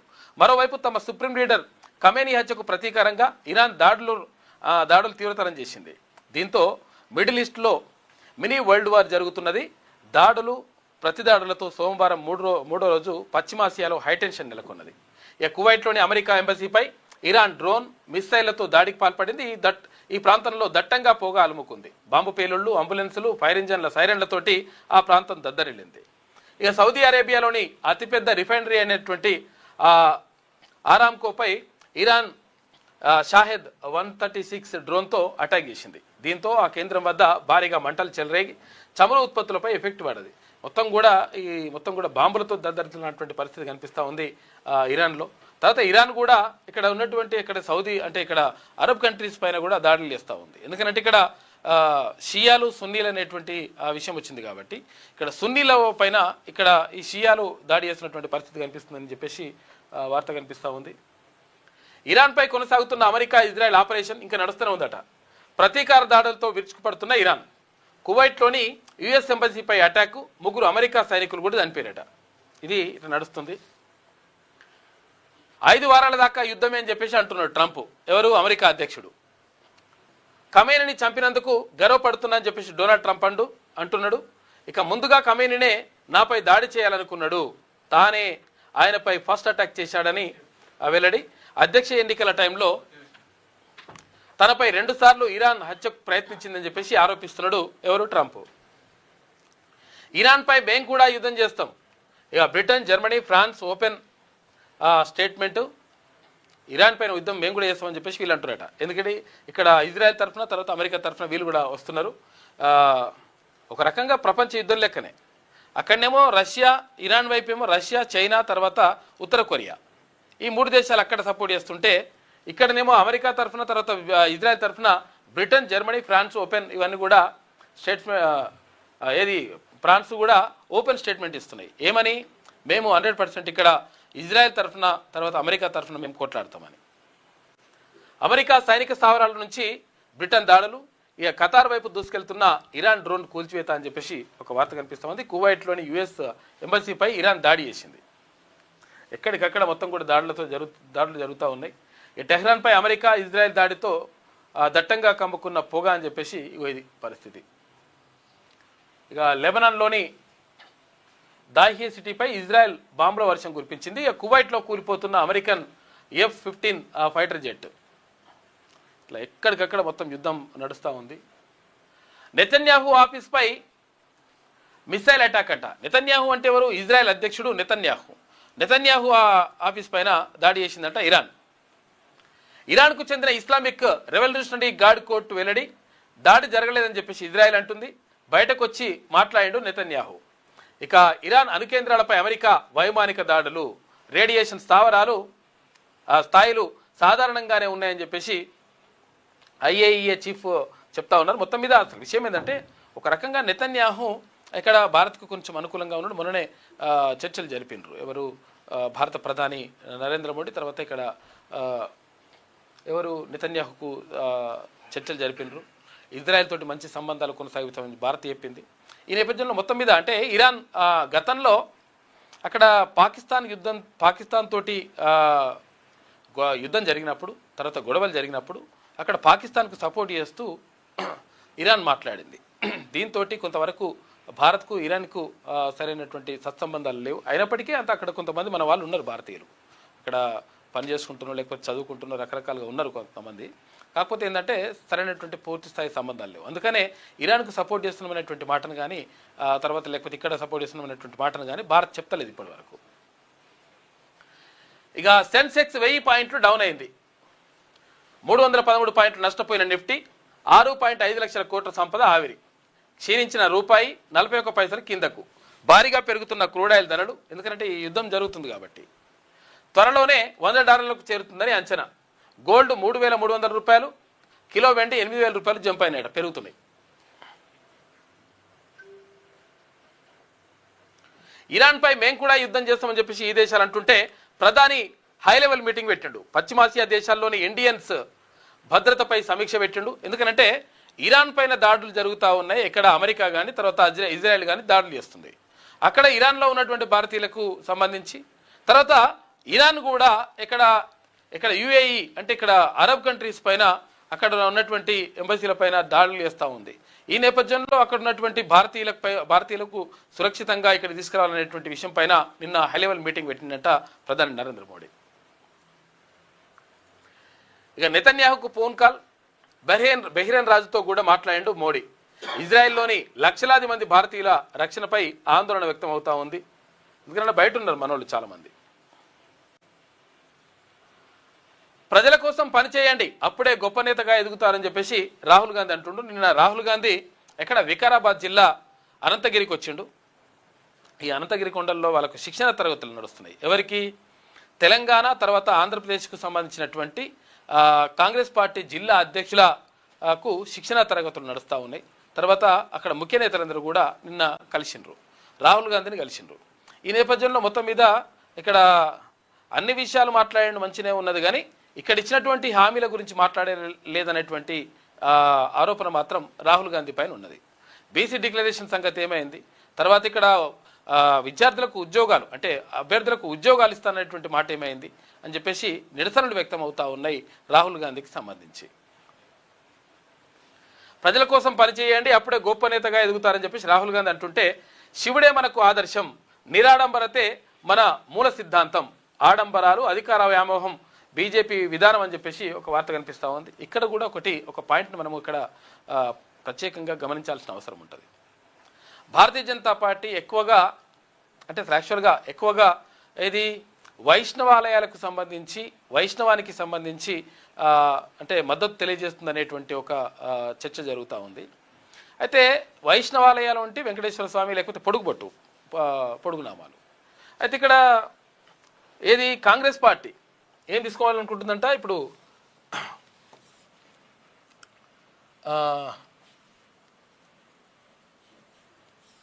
పొడుగుబొట్టుకు సంబంధించేమో వైష్ణవాలయాలకు సంబంధించేమో ఇక్కడ ఏది ఇవి ఉంటే వైష్ణవాలయాలకు సంబంధించి ఈ బీజేపీ ఉంటుందని చెప్పేసి ఉంది. అయితే ఇక్కడ అడ్డంబొట్లకు సంబంధించి అంటే శివుడికి సంబంధించి ఎవరు కాంగ్రెస్ పార్టీ నిర్ణయం తీసుకుంటున్నట్టుగా కనిపిస్తూ ఉంది. అంటే ఒక రకంగా దీనివల్ల ఏంటంటే ఇక్కడ శివునికి సంబంధించి అంటే కొంతవరకు పేదవాళ్ళు తర్వాత కింది అట్టడుగు స్థాయి వారి వ్యక్తులందరూ కూడా మ్యాక్సిమం ఇక్కడ శివుని ఆరాధించేటువంటి సాంప్రదాయం ఉంటుంది. తర్వాత ఇక్కడ కొంతవరకు ధనవంతులు అన్నట్టుగా ఇట్లా ఉన్నది, కొంతవరకు అది ఉంది. సరే అది పూర్తి స్థాయిలో నిజమా కాదా అనేది పక్కకు పెడితే ఒక నిర్ణయం మాత్రం అట్లా తీసుకుంటా ఉన్నారు. అంటే ఇక్కడ శైవులకు తర్వాత వైష్ణవులకు ఒకటే మతంలో హిందూ మతంలో ఈ రెండు విభజించి చేయాలనేటువంటి ఆలోచనతోటి కాంగ్రెస్ పార్టీ ఉన్నట్టుగా కనిపిస్తూ ఉంది. అందులో భాగంగానే శివారాధకుల్ని అంటే వీరు వైష్ణవారాధకులు అని చెప్పేసి విభజించినట్టుగా మాట్లాడిండు రాహుల్ గాంధీ. శివుడే మనకు ఆదర్శం, నిరాడంబరతే మన మూల సిద్ధాంతం, ఆడంబరాలు అధికార వ్యామోహం బీజేపీ విధానం, అహింస శాంతి సత్యాన్వేషణ కోసం ప్రతి కార్యకర్త పనిచేయాలి, మీరు బానిసల్లా బతకొద్దు, అలాగని అహంకారం పనికిరాదు. డీసీసీ అధ్యక్షులకు కాంగ్రెస్ అగ్రనేత రాహుల్ గాంధీ దిశానిర్దేశం చేసిండు. పార్టీ సిద్ధాంతాలు విధానాలపై 2.5 గంటల పాటు సెషన్ నడిచింది. ట్రంప్కు మోడీ లొంగిపోయారని కామెంట్ చేసిండు. రాహుల్ గాంధీ ప్రధాని పదవి చేపట్టాలని చెప్పేసి రేవంత్ రెడ్డి అంటే ఒక కార్యకర్తగా అడుగుతున్నానని విజ్ఞప్తి చేసిండంట. దానికి ఓకే అన్నంట ఎవరు రాహుల్ గాంధీ. ప్రజల కోసం ప్రజా సమస్యల పరిష్కారం కోసం పనిచేసినప్పుడే గొప్ప నేతలుగా ఎదుగుతారని డీసీసీ చీఫ్లకు కాంగ్రెస్ అగ్రనేత లోక్సభ ప్రధాన ప్రతిపక్ష నేత రాహుల్ గాంధీ దిశానిర్దేశం చేశారు.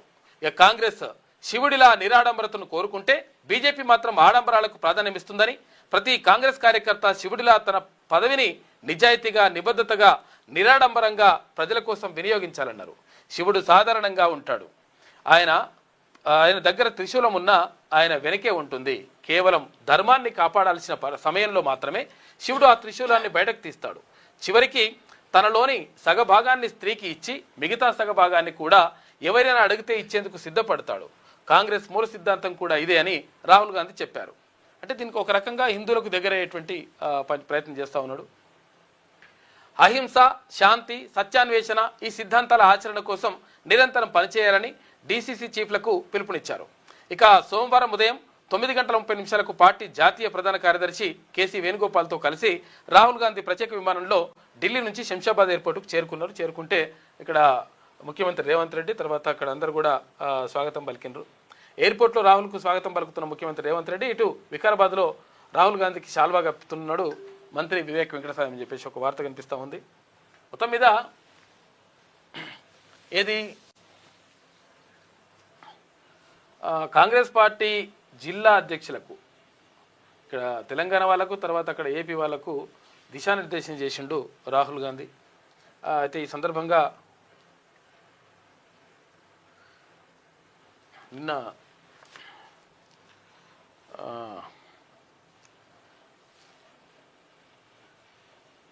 ప్రతిపక్ష నేత వచ్చిన దానికి సంబంధించి ఏమే అటే పోయింది.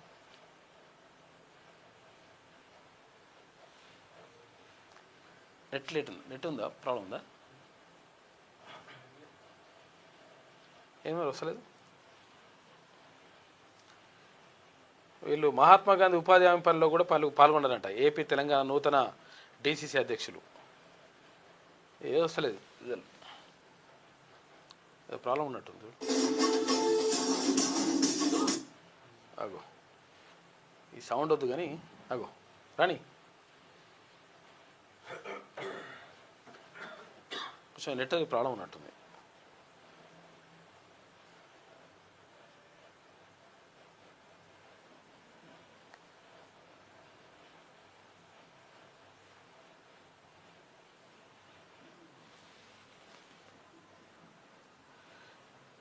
రాహుల్ గాంధీ వచ్చిన దానికి సంబంధించినటువంటి విజువల్స్ అక్కడ మనం చూసుకోవచ్చు. సరేలే.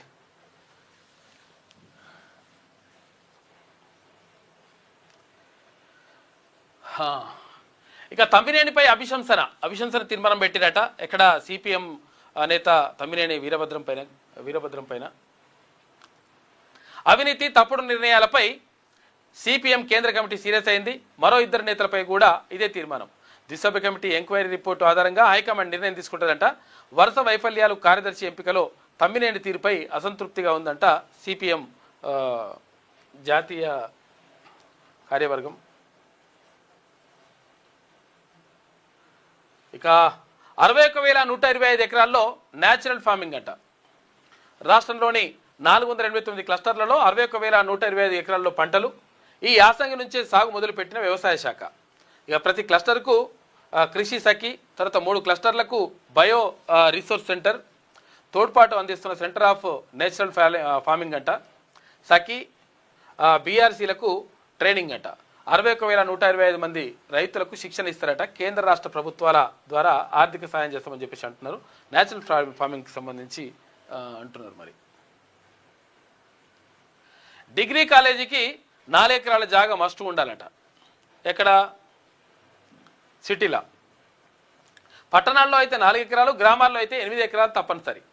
ఇక ఇంటర్లోను అర్బన్లో అయితే, అంటే సిటీలో అయితే 2 ఎకరాలు, రూరల్లో అయితే ఊర్లలో అయితే 4 ఎకరాలు ఉండాలి, ఉంటేనే అనుమతి. జూనియర్ లెక్చరర్లకు బీఈడి టెట్ ఉండాలి. జూనియర్ లెక్చరర్ కూడా ఇంతకుముందు లేదు అసలు. యాక్చువల్గా జస్ట్ ఏది పీజీ ఉంటే సరిపోతుండే. కాకపోతే ఇప్పుడు బీఈడి ఉండాలి, టెట్ కూడా ఉండాలని చెప్పి చెప్తున్నారు. ఇంటర్ వొకేషనల్ కోర్సులను ఐటీఐ లేదా పాలిటెక్నిక్లో విలీనం చేయాలి. సర్కార్కి ఇచ్చిన నివేదికలో విద్యా కమిషన్ చాలా సిఫారసు చేసింది. అందులో భాగంగా ఇవి. కనీసం గాలి వెలుతురు సోకని అపార్ట్మెంట్లలో తరగతులు పెట్టి విద్యార్థులకు జైలు తరహా పరిస్థితులను కల్పిస్తున్న కాలేజీలకు కళ్ళెం వేసేలా రాష్ట్ర విద్యా కమిషన్ సర్కార్కు పలు కీలక సిఫార్సులు చేసింది. మంచిగా చేసింది, మరి స్కూల్లో కూడా వేయాల్సింది. స్కూల్లో పిల్లలు ఆడుకోవద్దా? డిగ్రీ కాలేజీలకు అయితే 4 ఎకరాలు ఉండాలి, 8 ఎకరాలు ఉండాలని మంచిగా ఉన్నది. ఇంటర్ కూడా అన్నారు మంచిగా ఉన్నది. మరి పరిస్థితి ఏంది? ఇంటర్ పిల్లలకు అసలు యాక్చువల్గా ఒకటే బిల్డింగ్లో మొత్తం కుక్కేసి అలా పడేసి వాళ్ళకు ఆటలు తెలియదు, పాటలు తెలియదు, మన్ను తెలియదు, మశానం తెలియదు, ఆగం జగన్నాథం అన్నట్టుగా కార్పొరేట్ కాలేజీలు ఈ శ్రీ చైతన్య నారాయణ అంటూ మొత్తం ఆగం చేసి అలా పడేస్తారు. జైల్లో ఉంటేనే ఇక నయం, కొంతవరకు అట్టట్టు తిరగచ్చు. ఎందుకంటే అక్కడ కొంచెం సాయంత్రం వదిలినప్పుడు, పొద్దున వదిలినప్పుడు ఒక గంట సేపు అట్లా తిరిగి రావచ్చు. ఏది అక్కడ మొత్తం పూల మొక్కలు, తర్వాత అవన్నీ కూడా పండ్ల తోటలు అవన్నీ కూడా ఉంటాయి. అలా పోయి తిరిగి రావచ్చు జైల్లోనన్నా. ఇలా ఆ పరిస్థితి కూడా ఉంటుంది. ఎక్కడ? ఈ శ్రీ చైతన్య నారాయణకు. వాళ్ళకు కూడా సిఫార్సులు చేస్తే మంచిగా ఉంటుండే. ఇకపై రాష్ట్రంలో కొత్తగా డిగ్రీ జూనియర్ కాలేజీ పెట్టాలన్నా, ఉన్న వాటిని కొనసాగించాలన్నా కనీస మౌలిక సదుపాయాలు ఉండాల్సిందేనని తేల్చి చెప్పింది. కేవలం భవనాలే కాదు, విద్యార్థులకు పాఠాలు చెప్పే లెక్చరర్ల క్వాలిఫికేషన్లోనూ భారీ మార్పులు ప్రతిపాదించింది. ఈ మేరకు విద్యా కమిషన్ తమ నివేదికను ఇటీవలే సీఎం రేవంత్ రెడ్డికి అందజేసింది. ఇవి అమల్లోకి వస్తే కనీస గ్రౌండ్ లేకుండా అపార్ట్మెంట్లలో నడుస్తున్న కాలేజీలకు చెక్ పడినట్లేనని అభిప్రాయం వ్యక్తమవుతుంది. ఆ పని చేయాలి నిజంగా. అపార్ట్మెంట్లలో కాలేజీలకు నో పర్మిషన్. ప్రస్తుతం రాష్ట్రంలో అనేక ప్రైవేట్ డిగ్రీ కాలేజీలు నిబంధనలకు విరుద్ధంగా అపార్ట్మెంట్లు, కమర్షియల్ కాంప్లెక్స్లో నడుస్తున్నాయి. డిగ్రీ కాలేజీలే కాదు, ఇంటర్ కాలేజీలు అయితే ఆగమాగం. ఇంకా కింద దిగితే ఇక కథం రోడ్డు మీదకి వస్తాడు వాడు. ఇంకేముండదు కాదు, గ్రౌండ్ ఉండదు, మన్ను లేదు, మశానం లేదు. అవి కూడా వేస్తే బాగుంటుండే. ఇంకా పీజీ సీట్ల పెంపునకు ఎన్ఎంసీ గ్రీన్ సిగ్నల్ ఇచ్చిందంట నేషనల్ మెడికల్ కౌన్సిల్. 2026-27 విద్యా సంవత్సరానికి నోటిఫికేషన్ జారీ. ఇక ఫేక్ పేషెంట్లతో తప్పుదో పట్టిస్తే పర్మిషన్లు రద్దు చేస్తారు. ఎందుకంటే ఇప్పుడు ప్రైవేటు మెడికల్ కాలేజీలు ఉంటాయి కదా, అక్కడ పేషెంట్లే ఉండరు. పేషెంట్లు ఉండకపోతే అద్దెకు తీసుకొచ్చి పేషెంట్లు పెడతారు. అంటే అప్పుడు సినిమా ఎట్లుంటుంది, సినిమాలలో చేస్తారు చూసినావా, తెల్లారిందో మామ అనగానే ఏదో సినిమా ఉంటుంది, శంకర్దాద ఎంబీబీఎస్, ఆ బ్యాచ్ ఉంటుంది అనమాట లెక్క. అటువంటి కాలేజీలకు ఫేక్ పేషెంట్లను తీసుకొచ్చి పెడతారట, పడుకోబెడతారు అప్పటికప్పుడు ఎవరన్నా ఎంక్వైరీకి వస్తారు అనగానే. కొత్త కోర్సులు సీట్ల పెంపులకు భారీగా ఫీజులు వసూలు చేస్తూ ఉన్నారు. మొత్తం కోట్ల రూపాయలు 2 కోట్లు 3 కోట్లు ఇక చూసుకో ఫీజులు మామూలుగా ఉండదు లెక్క. కోట్లు చదువుకున్న డాక్టర్ ఏం చేస్తాడు, కోట్ల రూపాయలు పెట్టి చదువుకున్న డాక్టర్ ఏం చేస్తాడు, మన దగ్గర కూడా మంచిగా వసూలు చేస్తాడు. అది జరుగుతుంది ఇక్కడ. ఇక హ్యాపీ హోలీ అని చెప్పేసి రక్తం చిందిస్తున్నాడు ట్రంప్ అని చెప్పేసి ఒకటి కార్టూన్ చూసుకోవచ్చు. ఇది వెలుగులో ఉన్నటువంటి ప్రధాన కథనాలు. అయితే ఒకసారి విజయకాంత్ చూద్దాం. యుద్ధ జ్వాలలు. ఇక ఖమేనీ మృతికి ఇరాన్ ప్రతీకార దాడులు చేస్తుంది. కువైట్, దుబాయ్, సౌదీ, తర్వాత అబుదాబి, దోహాపై దాడులు ఉధృతం చేసింది. రణరంగంగా మారినది పశ్చిమాసియా. సౌదీలోని చమురు శుద్ధి కేంద్రంపై డ్రోన్లు. ఒమెన్ తీరంలో నౌకపై దాడి, భారతీయుడు చనిపోయాడు. చికిత్స పొందుతూ కమేని సతీమణి కూడా చచ్చిపోయిందంట. వాడు వాళ్ళ భార్య.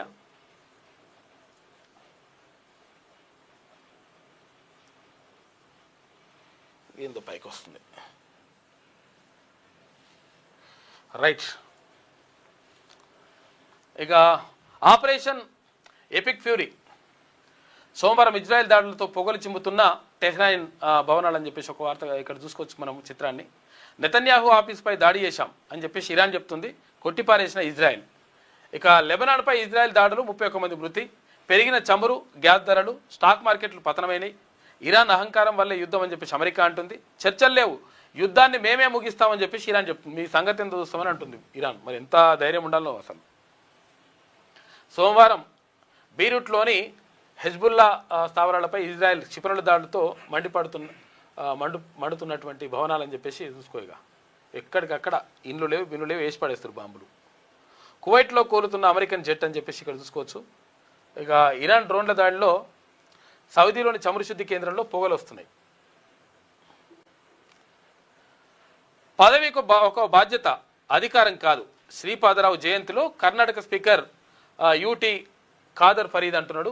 ప్రజల మధ్య అమరుడైన మహనీయుడు మంత్రి శ్రీధరబాబు అంటున్నాడు. మంత్రి దుద్దిల్ల శ్రీధరబాబు వాళ్ళ నాన్ననే ఇక్కడ శ్రీపాదరావు. శిల్పకళా వేదికలో వైభవంగా శ్రీపాదరావు జయంతి ఉత్సవాలు నిన్న చేసిండ్రు. సోమవారం హైదరాబాద్ శిల్పకళా వేదికలో శ్రీపాదరావు 89వ జయంతి వేడుకలకు హాజరైన శ్రీపాదరావు సతీమణి జయమ్మ, ఇటు కర్ణాటక శాసనసభ స్పీకర్ యూటీ ఖాదర్ ఫరీద్, మండలి చైర్మన్ గుత్తా సుఖేందర్ రెడ్డి, మంత్రులు శ్రీధర్ బాబు, అడ్డూరి లక్ష్మణ్ కుమార్, ఇటు మహమ్మద్ అజారుద్దీన్, ఎమ్మెల్సీలు సురభి వాణిదేవి, అద్దంకి దయాకర్, రచయిత తనిఖీల భరణి వీళ్ళందరూ కూడా హాజరయ్యారు. మహనీయుడు అని చెప్పేసి ఇక్కడ దుద్దిల్లి శ్రీధరబాబు అంటున్నారు. మోకరిల్లిన మోడీ, ట్రంప్నకు వ్యతిరేకంగా మోడీ పనిచేయలేరు. మోదీ చర్యలతో భారత్లోనూ యుద్ధం అని చెప్పేసి రాహుల్ గాంధీ అంటున్నాడు. కాంగ్రెస్ అగ్రనేత రాహుల్ గాంధీ అనంతగిరిలో డీసీసీ అధ్యక్షుల శిక్షణ ముగింపు కార్యక్రమానికి హాజరయ్యిండు. పార్లమెంట్లో బీసీ బిల్లుకు రాహుల్ సమ్మతి తెలిపిండట. కోచింగ్పై వేటు, జేఈఈ నీట్ కోచింగ్ కేంద్రాల నియంత్రణ తప్పనిసరి.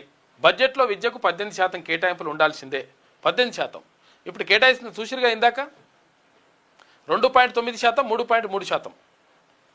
ఏది విద్య కేటాయిస్తున్నటువంటి మనము బడ్జెట్, దాన్ని 18% పెంచాలని చెప్పి చెప్తున్నాడు ఆకునూరి మురళి. ఎవరు విద్యా కమిషన్ నివేదిక ఇచ్చింది.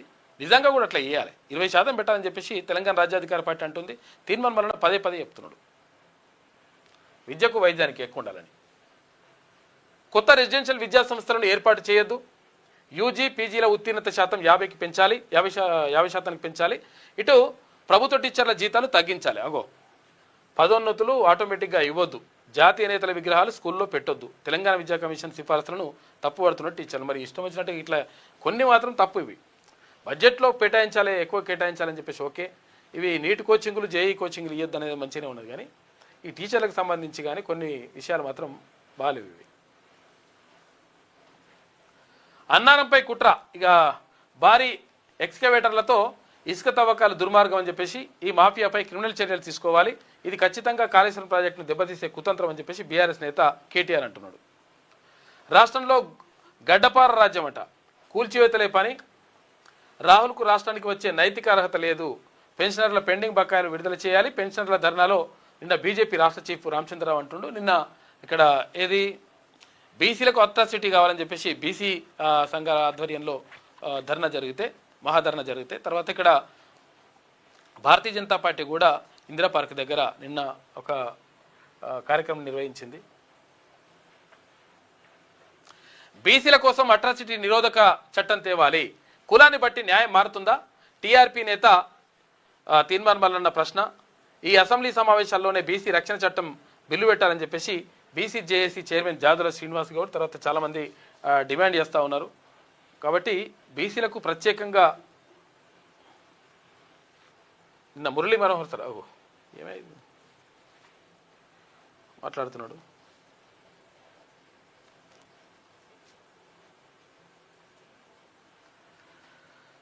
ఇక కాంగ్రెస్ పార్టీ ఇచ్చిన ఎన్నికల హామీ మేరకు బీసీల అట్రాసిటీ నిరోధక చట్టాన్ని తేవాలని, ఈ అసెంబ్లీ సమావేశాల్లోనే బిల్లులు ప్రవేశపెట్టాలని పలువురు బీసీ సంఘాల నాయకులు డిమాండ్ చేశారు. రాష్ట్రంలోని రెడ్డి ప్రభుత్వం బీసీలు, దళితుల కుటుంబాలపై దాడి చేసిన వారిని హత్య కేసుల్లో దోషులైన తమ రెడ్డి కులస్తులను రక్షిస్తున్నదని ఆరోపించారు. సోమవారం హైదరాబాద్లోని ఇందిరా పార్క్ వద్ద ఉన్నటువంటి ధర్నా చౌక్లో ఈ కార్యక్రమం నిర్వహించారు.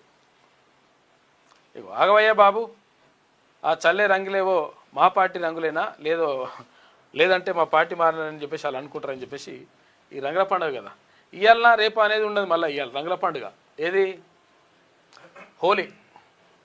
ఇవాళ హోలీ రంగుల కేలి అని చెప్పేసి పెట్టినరు. ఇవాళ కొంతమంది చేసుకుంటారు, రేపు కొంతమంది చేసుకుంటారు. ఇది విజయక్రాంతిలో ఉన్నటువంటి ప్రధాన కథనం అయితే ఒకసారి ఈనాడు చూద్దాం. యుద్ధం తీవ్ర రూపం, గల్ఫ్లోని చమురు శుద్ధి కర్మాగారం లక్ష్యంగా చేసుకున్నటువంటి ఇరాన్, సౌదీలోని అతిపెద్ద కేంద్రంపై దాడి, తాత్కాలికంగా మూసివేత.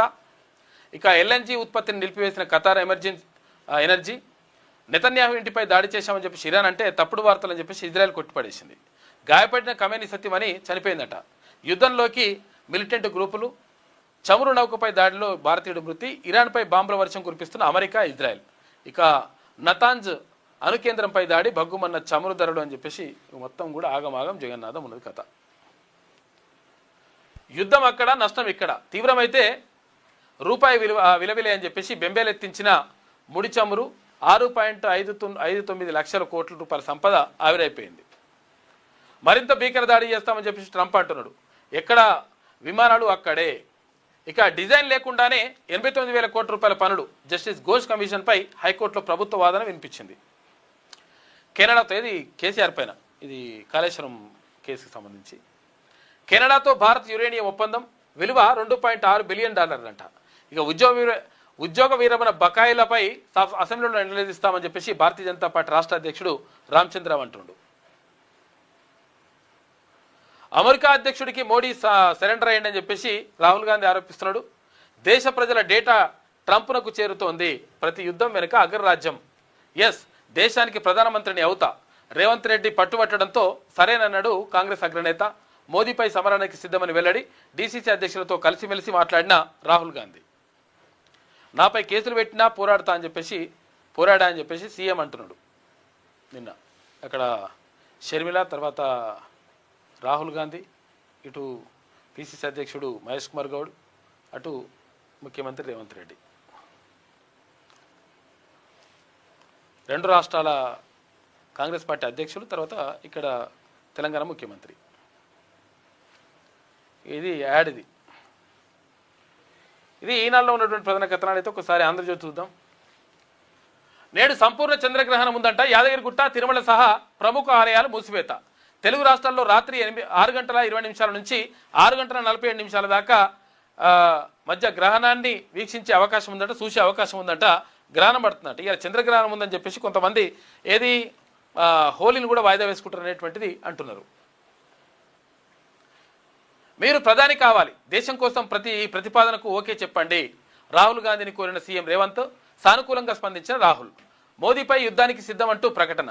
ఇక తెలంగాణ, ఆంధ్రప్రదేశ్ డీసీసీ అధ్యక్షులతో సమావేశంలో ఆసక్తికర పరిణామం. చప్పట్లతో మారుమోగిన సమావేశ మందిరం. రేవంత్ శక్తివంతుడంటూ రాహుల్ ప్రశంసించిండట. బీసీ రిజర్వేషన్పై ప్రైవేట్ బిల్లుకు సుముఖంగా ఉండడని చెప్తున్నారట. మరి ఏం చేస్తారో ఏం కథనం. రాహుల్ గాంధీకి పుష్పగుచ్చం ఇచ్చి స్వాగతం పలుకుతున్న ముఖ్యమంత్రి రేవంత్ రెడ్డి, తప్పు చేయను, తలొగ్గను. మోదీ తప్పులు చేశారు కాబట్టి అమెరికాకు లొంగిపోయారు. అదానీ చీకటి ఒప్పందాల చిట్టా అమెరికా ప్రభుత్వం దగ్గర ఉన్నది. విద్వేషంతో గెలవాలని బీజేపీ యత్నం. ఇక కాంగ్రెస్ అన్ని మతాలకు అభయహస్తం. పార్టీ కోసం పనిచేస్తే ఎమ్మెల్యే టికెట్ ఇంటికి వస్తుంది. డీసీసీ అధ్యక్షుల సమావేశంలో రాహుల్ గాంధీ. ఇట్లా వస్తుందా నిజంగానే పార్టీ కోసం పనిచేస్తే? ఏడొచ్చింది, ఎవరికి ఇచ్చిండ్రు టికెట్లు? చూసిరు కదా, ఏండ్లకేండ్లు, 15 ఏళ్ళు, 20 ఏళ్ళు, 30 ఏళ్ళు పనిచేసిన వాళ్ళకు పక్కకు పెట్టేసి వేరే వాళ్ళకి టికెట్లు తీసుకొచ్చి ఇయ్యలే. పార్టీ కోసం పనిచేసిన వాళ్ళకి టికెట్లు ఇస్తామని చెప్తారు. ఇటువంటి డైలాగులు మాత్రమే ఉంటాయి లెక్కలు. యుద్ధం తీవ్రం, అమెరికాకు తోడుగా రంగంలోకి బ్రిటన్, తర్వాత ఫ్రాన్స్, జర్మనీ. వీళ్ళ గురించి మనం కూడా చూసుకోవాలంటే అసలు యాక్చువల్గా మొన్న ఏమైంది, ఏఐ సమిట్ జరుగుతూ ఉంటే కొంతమంది ఇక్కడ తెలంగాణ నుంచి Congress party, youth Congress party నాయకులు కొంతమంది పోయి అక్కడ నిరసన చెప్పారు. నిరసన చెప్తే ఒక నాయకుని తీసుకుపోయి అక్కడ పోలీస్ స్టేషన్లో పెట్టారు, జైలు వేసిండ్రు. వేస్తే ఢిల్లీలో జైలు వేస్తే మొత్తం కూడా నిరసన వ్యక్తమైనవి. కనీసం ఇక్కడ ఆ పార్టీ నాయకులు పోయి పరామర్శించలేదు, కనిపించలేదు, కనీసం పట్టించుకోలేదు అనేటువంటి ఆరోపణలు ఉన్నాయి. అయితే రాహుల్ గాంధీ ఇక్కడికి వచ్చిన తర్వాత వాళ్ళు ఊరికి పోతాడు, ఊరికి పోయి ఆ కుటుంబాన్ని పరామర్శిస్తాడు అని చెప్పేసి భావించిండ్రు. కాకపోతే ఏంటంటే పట్టించుకోలేరట. ఢిల్లీలో కాంగ్రెస్ నాయకుడి అరెస్టు. జడ్చర్ల మండలం యూత్ కాంగ్రెస్ నాయకుడు నరసింహ యాదవ్ ఢిల్లీలో అరెస్టు కావడంపై యాదవ సంఘం నాయకులు తీవ్ర నిరసన వ్యక్తం చేశారు. ఏఐ సమ్మేళనంలో అర్ధనగ్న ప్రదర్శన ద్వారా నిరసన తెలిపిన ఆయన్ను పోలీసులు అదుపులోకి తీసుకొని 3 రోజులు గడుస్తున్నా కాంగ్రెస్ అధిష్టానం పట్టించుకోకపోవడంపై మండిపడుతున్నారు. పార్టీ కోసం పోరాడిన నాయకుడికి కుటుంబాన్ని కనీసం పరామర్శించకపోవడం శోచనీయమన్నారు. విడుదలకు చర్యలు తీసుకోవాలని చెప్పేసి డిమాండ్ చేస్తున్నారు. ఇగో ఇట్లా అర్ధనగ్న ప్రదర్శన చేస్తే ఏఐ సమ్మిట్లా తీసుకుపోయి లోపల పడేసారు.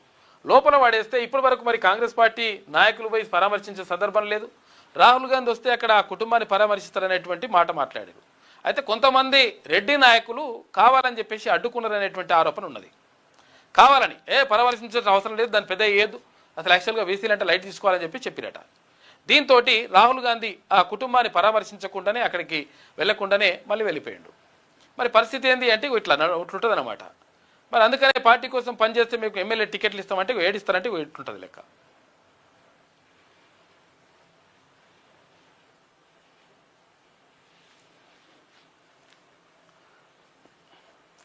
యుద్ధం తీవ్రం. అమెరికాకు తోడుగా రంగంలోకి బ్రిటన్, ఫ్రాన్స్, జర్మనీ కూడా వస్తాయట. ఇరాన్కు మద్దతుగా హెజ్బుల్లా, తర్వాత ఇరాకీ సాయుధ మిలీషియా దాడులు 4-5 వారాలు కొనసాగుతాయని చెప్పి ట్రంప్ అంటున్నాడు. ఇరాన్పై కొన్ని అరబ్ దేశాలు దాడి చేస్తాయని ప్రకటన. చర్చల కోసం ప్రయత్నించలేదని స్పష్టం చేసింది ఇరాన్. ఇజ్రాయెల్, ఇరాక్, గల్ఫ్ దేశాల్లో ఇరాన్ క్షిపణి దాడులు. ఇక ఆరామ్కో చమురు రిఫైనరీ పై దాడి, సరఫరా బంద్ చేసిరట. ఇరాన్పై మరింతగా విరుచుకుపడుతున్న ఇజ్రాయెల్, లెబనాన్లోని హెజ్బుల్లా స్థావరాలపై భీకర దాడి. ఇక ఇదంతా కూడా నడుస్తూ ఉంది. ఇరాన్ కథ నడుస్తూ ఉంది. ఖమేనీ మృతిపై స్పందించని భారత్. గతంలో భారత అంతర్గత విషయాల్లో ఖమేనీ జోక్యం చేసుకున్నాడంట. కాశ్మీర్కు గాజా తర్వాత ఆఫ్ఘన్తో పోలిక చేసిండట. ఎవడు ఖమేనీ అంటాడు, మొన్న చచ్చిపోయినాడు. కాబట్టి అందుకనే భారత్ జోక్యం చేసుకోవట్లేదు అనేటువంటి విషయం ఉన్నది. మన వారిని తీసుకురావడం ఎలా? ఈజిప్టు, పశ్చిమాసియా దేశాల్లో 90 లక్షల మంది భారతీయులు ఉన్నారట. వారి పరిస్థితిపై కేంద్రం దృష్టి పెట్టింది. భారతీయులు భూమార్గంలో వెళ్ళిపోవచ్చు అని చెప్పి ఇరాన్ అంటున్నది. విమానాలలో వెళ్ళిపోవడానికి అవకాశం లేదు కానీ భూమార్గంలో వెళ్ళిపోవచ్చు అని అంటుందట. సౌదీ, బెహ్రెయిన్ తర్వాత జోర్డాన్ దేశాధినేతలకు మోడీ ఫోన్ చేసిండు. దాడులను ఖండించిన ప్రధాని భారతీయుల క్షేమంపైన ఆరా తీసిండట. ఢిల్లీలోని తెలంగాణ భవన్లో కంట్రోల్ రూమ్ ఏర్పాటు చేసిండ్రు. అల్లర్లు జరిగే ఛాన్స్ ఉంది, జాగ్రత్త అని చెప్పేసి అన్ని రాష్ట్రాలకి కేంద్రం లేఖ రాసిందట. ఇంకో ఎట్లా నుండి ఇందుదూడిగా యుద్ధం పరిస్థితి. ఎక్కడ ఇరాన్లో యుద్ధం జరిగితే మన దగ్గర కూడా ప్రభావం పడుతుంది. ఎందుకంటే ప్రపంచవ్యాప్తంగా మన వాళ్ళు అక్కడ ఉన్నారు కాబట్టి. విమానాలు వస్తున్నాయి. పరిమితంగా ప్రారంభమైన సర్వీసులు. అబుదాబి నుంచి ఢిల్లీ, ముంబైకి రాక. ఇక ఇవాళ 10 ప్రత్యేక సహాయ విమానాలు వస్తాయంట. 357 అంతర్జాతీయ విమానాలు రద్దు చేసిండ్రు. ఇక హర్మోజ్ జలసంధిలో ట్యాంకర్ల జామ్. బ్యారెల్ చమురు $120 చేరిందంట. ఇక జేపీ మోర్గాన్, గోల్డ్మ్యాన్ షాస్ అంచనాలు. నౌకల బీమా పెంపుతో ధరలు పెరిగే ముప్పుందంట. పడిన మార్కెట్ రూపాయి పత్రం పసిడి బగ్గుమంటుందట. తప్పు చేయను తలొగ్గను అని చెప్పేసి రాహుల్ గాంధీ అంటున్నాడు. అభివృద్ధికి 99 రోజులు ప్రత్యేక ప్రణాళిక అమలు చేయనున్న ప్రభుత్వం. రేపటి నుంచి జూన్ 9 వరకు కార్యక్రమాలు చేస్తారట రాష్ట్ర ప్రభుత్వం. మహిళల జీవనోపాధికి ఊతమిచ్చే చర్యలు. ప్రతి గ్రామానికో మహిళా సమాఖ్య భవనం. డ్వాక్రా మహిళలకు 30 రకాల వైద్య పరీక్షలు. ప్రాజెక్టుల నిర్మాణానికి భూసేకరణ. 1000 పంచాయతీ, 1505 అంగన్వాడీ భవనాల నిర్మాణాలు. ఇవాళ కలెక్టర్లతోటి సీఎం భేటీ అవుతారట. దీని మీద 99 రోజుల ప్రణాళిక వేసుకుంటారు. భారత్కు కెనడా యురేనియం. పౌర ఇంధన అవసరాల కోసమే క్యాంపస్లు ఏర్పాటు చేయనున్న ఆ దేశ యూనివర్సిటీలు. స్వేచ్ఛాయుత వాణిజ్య ఒప్పందం పేరు సమగ్ర ఆర్థిక భాగస్వామ్య ఒప్పందంగా మార్చిండ్రు. ఢిల్లీలో 2 ప్రధానులు మోడీ తర్వాత కార్నేలా చర్చలు జరిగినాయి నిన్న. పురపాలక శాఖకు 650 కోట్ల రూపాయల శాసకీయ రుణం ఇస్తురట. మూలధన పెట్టుబడి కింద కేంద్రం మంజూరు చేస్తున్నది. పట్టణాల్లో వసతుల కల్పనకు వినియోగం. రాష్ట్ర పురపాలక శాఖ సంస్కరణలకు ఓకే.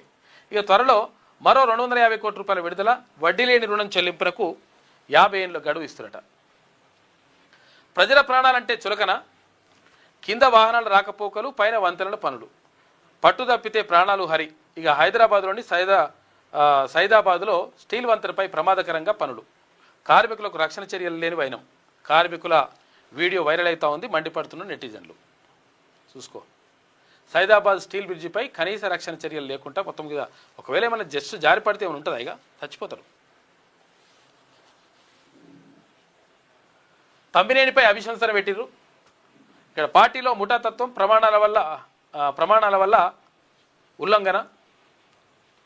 ప్రస్తుత కార్యదర్శి జాన్ వెస్లీ ఎన్నికలో నిలువునా చీలిన రాష్ట్ర కమిటీ. పార్టీ ప్రమాణాలు గాలికి వదిలేసిందంట. కేంద్ర కమిటీ లేఖ రాసింది. తమ్మినేని వివరణ పైన పార్టీ అసంతృప్తిగా ఉందట. రాహుల్కు తెలంగాణలో పర్యటించే హక్కు లేదు, రాష్ట్రంలో గడ్డపార రాజ్యం అని చెప్పేసి బీజేపీ రాష్ట్ర అధ్యక్షుడు రామచంద్రరావు అంటున్నాడు. ఏఐ కల్పిత తీర్పులతో జాగ్రత్తగా ఉండాలని చెప్పి సుప్రీంకోర్టు అంటుంది. ఏఐ తోటి కూడా తీర్పులు ఇస్తున్నాడు దాన్ని చూసి. వాటి వినియోగంతో న్యాయ ప్రక్రియ దుర్వినియోగం అయ్యే ప్రమాదం ఉంటుందని చెప్పి సుప్రీంకోర్టు అంటుంది. వాటిపై ఆధారపడి తీర్పులు ఇవ్వద్దు. ఏపీ హైకోర్టు తీర్పు పక్కన పెట్టిందంట సుప్రీంకోర్టు. ఇది ఆంధ్రజ్యోతిలో ఉన్నటువంటి ప్రధాన కథనాలు. అయితే ఒకసారి శనార్థి తెలంగాణ చూద్దాం. రెడ్డి వెలమల్ని అసెంబ్లీ గేటు తాకనయ్యా, కులాన్ని బట్టి న్యాయం మారుతుందా? రెడ్డి ఆడబిడ్డలకు అన్యాయం జరిగితే 24 గంటల్లోని ఇన్స్టంట్ జస్టిస్. అంటే దిశ కేసులో అప్పటికప్పుడు కాల్చి చంపేశారు నలుగురిని. బీసీలకు న్యాయం కావాలంటే ధర్నాలు, పోరాటాలు చేయాలన్నా? మావో గణపతి లాంటోళ్ళ ఆచూకీ తెలుస్తుంది. మావోయిస్టు గణపతి ఎక్కడున్నాడో ఏం కథనో, అడవిలో ఉన్నాడా, బయట ఉన్నాడా, లేకపోతే ఏడున్నాడు ఏం కథ అనేది ఏమో తెలుస్తుంది డీజీపీకి. రెడ్డి నిందితుల జాడ తెలియదా? బీసీ సమాజం మౌనం వహించబోదు. కామారెడ్డి డిక్లరేషన్ అమలు చేయకపోతే రేవంత్ రెడ్డిని గద్దె దింపుతాం. బీసీలకు మీడియా మద్దతు ఎందుకు ఇయ్యట్లే? మీడియా మద్దతు ఇస్తలేదు. ఇప్పుడు చూసారు కదా, ఇప్పుడు ఏమైనా పేపర్లో ఈనాడు కానీ లేకపోతే ఆంధ్రజ్యోతి కానీ ఇంకెవరి పేపర్లల్లో ఇప్పుడు ఈ ప్రధాన పేపర్లో రావాలి కదా. బీసీలు ఇంత పెద్ద డిమాండ్ చేస్తూ ఉంటే, అట్రాసిటీ కావాలని చెప్పేసి ధర్నా చౌకులు అంత పెద్ద డిమాండ్ చేస్తూ ఉంటే, పక్కనే భారతీయ జనతా పార్టీ పెట్టినటువంటి మీటింగ్కి సంబంధించిన వార్త అన్ని పేపర్లో వచ్చింది. మరి ఇక్కడ బీసీలకు సంబంధించి వస్తలేదు. కారణం ఏంటి అంటే మన పేపర్ కాదు కాబట్టి. బీసీలకు మీడియా మద్దతు ఎందుకు ఇయ్యట్లే? తన్నడానికి వెనుకాడబం. ఒకవేళ ఇట్లనే కొనసాగితే మాత్రం మీ పని చేస్తామని చెప్పేసి తీర్మానం క్లియర్ చెప్పిండు. బీసీ ప్రభుత్వాన్ని తీసుకురావడమే లక్ష్యం. బీసీలకు అట్రాసిటీ చట్టం తీసుకురావాల్సిందే. టీఆర్పీ అధినేత ఎమ్మెల్సీ తీర్మానం నిన్న మాట్లాడాడు. రెడ్లు వెలమలను అసెంబ్లీ గేటు తాకనీయనని తెలంగాణ రాజ్యాధికార పార్టీ అధినేత ఎమ్మెల్సీ తీర్మానం వార్నింగ్ ఇచ్చారు. ప్రత్యేక బీసీ అట్రాసిటీ చట్టం కోసం హైదరాబాద్లోని ఇందిరా పార్క్ వద్ద బీసీ సంఘాల ఆధ్వర్యంలో తెలంగాణ రాజ్యాధికార పార్టీ పిలుపుతో భారీ మహాధర్నాను నిర్వహించారు. ఈ ధర్నా కార్యక్రమానికి రాష్ట్రంలోని అన్ని జిల్లాల నుంచి బీసీ సంఘాల నాయకులు, మేధావులు, యువజన ప్రతినిధులు, మహిళా నాయకులు, కార్యకర్తలు పెద్ద ఎత్తున హాజరై బీసీలపై జరుగుతున్న దాడులు, అఘాయిత్యాలు, సామాజిక రాజకీయ అన్యాయాలపై తీవ్ర ఆగ్రహం వ్యక్తం చేశారు. ఈ సందర్భంగా తెలంగాణ రాజ్యాధికార పార్టీ అధినేత ఎమ్మెల్సీ తీర్మానం మాట్లాడుతూ రాష్ట్రంలో న్యాయ వ్యవస్థ స్పందన కులాన్ని బట్టి మారుతుందనే భావన బలపడుతుందన్నారు. రెడ్డి వర్గానికి చెందిన ఆడబిడ్డలకు న్యాయం జరిగితే 24 గంటల్లో ఎన్కౌంటర్, అన్యాయం జరిగితే 24 గంటల్లో ఎన్కౌంటర్ చేసి ఇన్స్టంట్ జస్టిస్ చేశారని. కాకపోతే ఇప్పుడు ఈ పాపకు సంబంధించి ఇక్కడ ఏది కేసు పెట్టాలంటే కూడా లేదు పెట్టమంటే మేము కోర్టును అడుగుతామని చెప్పి చెప్తున్నారు అక్కడ డిఎస్పీ గారు. కానీ బీసీలకు న్యాయం కావాలంటే మాత్రం ధర్నాలు, పోరాటాలు చేయాల్సి వస్తుందని తెలిపారు. ఈ రెండు ప్రమాణాలకు ఎందుకు అని ప్రశ్నించారు. కుమ్మెర ఘటనను ప్రస్తావిస్తూ ఆ ఘటనలో నిందితులైన వారిని వెంటనే చర్యలు తీసుకోవడంలో ప్రభుత్వం విఫలమైందని ఆరోపించారు. రాష్ట్ర యంత్రాంగం మావోయిస్టు గణపతి వంటి వ్యక్తుల ఆచూకీ తెలుసుకుందని, కానీ బీసీ బిడ్డను చంపిన ఘటనలో నిందితులైన రెడ్ల ఆచూకీ తెలియదట. ఇది నమ్మాలా అంటూ తీవ్రంగా స్పందించారు. రాబోయే రోజుల్లో బీసీల రక్షణ కోసం ప్రత్యేక చట్టం అవసరమని, కుమ్మెర ఘటన లాంటివి మళ్లీ పునరావృతం కాకుండా కఠిన చట్టపరమైనటువంటి చర్యలు తీసుకోవాలని స్పష్టం చేశారు. రాష్ట్రంలో అధికారంలో ఉన్న బీసీ ముఖ్యమంత్రి రేవంత్ రెడ్డి నాయకత్వంలో బీసీల సమస్యలను పట్టించుకోవడం లేదని మల్లన్న ఆరోపించారు. బీసీల ఆవేదన వినిపించకపోతే భవిష్యత్తులో రాజకీయ పరిణామాలు తీవ్రంగా ఉంటాయని, బీసీ సమాజం ఇక మౌనంగా ఉండదని హెచ్చరించారు. కామారెడ్డి డిక్లరేషన్లో బీసీలకు ఇచ్చిన హామీలు నెరవేర్చకపోతే రేవంత్ రెడ్డిని గద్దె దింపుతామని హెచ్చరించారు. బీసీలకు మీడియా మద్దతు ఏది అని తీర్మానం అడుగుతున్నాడు. బీసీలపై జరుగుతున్న అన్యాయాలను ప్రధాన మీడియా ప్రాధాన్యంగా చూపడం లేదని ఎమ్మెల్సీ తీర్మానం విమర్శించారు. చూసారు కదా, ఇంత పెద్ద వార్త, ఇంత పెద్ద కథ జరిగితే కనీసం ఏ పేపర్లో ఫస్ట్ పేజీలో వార్త లేదు. బీసీల అసలైన సమస్యల వార్తల్లో కనిపించడం లేదని, మా బాధలు పక్కన పెట్టే ధోరణి ఆగాలని, లేకపోతే తన్నడానికి కూడా వెనకబడబోమని హెచ్చరించారు. బీసీల రాజకీయ, ఆర్థిక, సామాజిక హక్కులకు సంబంధించి ఖచ్చితమైన డేటా అవసరమని పేర్కొన్నారు. ప్రభుత్వం వెంటనే కులగణన లెక్కలు ప్రజలకు వెల్లడించాలని డిమాండ్ చేశారు. బీసీల సంఖ్య, వారి వాస్తవిక పరిస్థితి ప్రజలకు తెలిసినప్పుడే నిజమైన న్యాయం జరుగుతుందని స్పష్టం చేశారు. మరోవైపు బీసీల సమస్యలపై రేవంత్ రెడ్డి బహిరంగ చర్చకు రావాలని తీర్మాన్ మల్లన్న సవాల్ విసిరారు. మా బీసీలతో డిబేట్కు రండి, నిజం ప్రజల ముందు చెప్పుకుందామని పేర్కొన్నారు. ఇక బీసీ ప్రభుత్వాన్ని తీసుకురావడమే లక్ష్యం అని చెప్పేసి తీర్మాన్ మల్లన్న అంటున్నాడు. రాబోయే రోజుల్లో బీసీ ప్రభుత్వాన్ని తీసుకురావడమే లక్ష్యమని, ఆ ప్రభుత్వంలో బీసీల రక్షణ కోసం ప్రత్యేక చట్టాలు అమలు చేస్తామని టీఆర్పీ అధినేత తీర్మాన్ మల్లన్న అన్నారు. కుమ్మరి ఘటనల వంటి సంఘటనలకు శాశ్వత పరిష్కారం కోసం కుమ్మరి అట్రాసిటీ వంటి చట్టం తీసుకొస్తామని, కఠినమైన చర్యలు తీసుకొస్తామని హామీ ఇచ్చారు. ఇక బీసీ సమాజం ఐక్యంగా ఉంటేనే తమ హక్కులు సాధ్యమవుతాయని, ఇక మౌనంగా ఉండబోమని, రాష్ట్ర వ్యాప్తంగా ఉద్యమాలను మరింత ఉధృతం చేస్తామని ప్రకటించారు. బీసీలకు ప్రత్యేక అట్రాసిటీ చట్టం తీసుకురావాల్సిందేనని ఎమ్మెల్సీ తీర్మాన్ మల్లన్న స్పష్టం చేశారు. కార్యక్రమంలో తెలంగాణ రాజ్యాధికార పార్టీ రాష్ట్ర కమిటీ సభ్యులు, జిల్లా మండల అధ్యక్షులు, ప్రధాన కార్యదర్శులు, నాయకులు, కార్యకర్తలు, బీసీ మేధావులు, బీసీ సంఘాల నాయకులు పెద్ద ఎత్తున పాల్గొన్నారు. ఇక కష్టాన్ని గుర్తించట్లే. ఇక తర్వాత ఇక్కడ విద్యుత్ మీటర్లకు సంబంధించి విద్యుత్ మీటర్ రీడింగ్ కార్మికుల కష్టాన్ని ఎవరూ గుర్తించకపోవడం దురదృష్టకరమని తెలంగాణ రాజ్యాధికార పార్టీ అధినేత ఎమ్మెల్సీ తీర్మాన్ మల్లన్న తెలిపారు. ఇది మీటర్ రీడింగ్ సంబంధించి కరెంట్ మీటర్ రీడింగ్ అవుట్సోర్సింగ్ ఉద్యోగులు సోమవారం నిర్వహించిన ధర్నా కార్యక్రమానికి తీర్మాన్ మల్లన్న హాజరై సంఘీభావం తెలిపారు.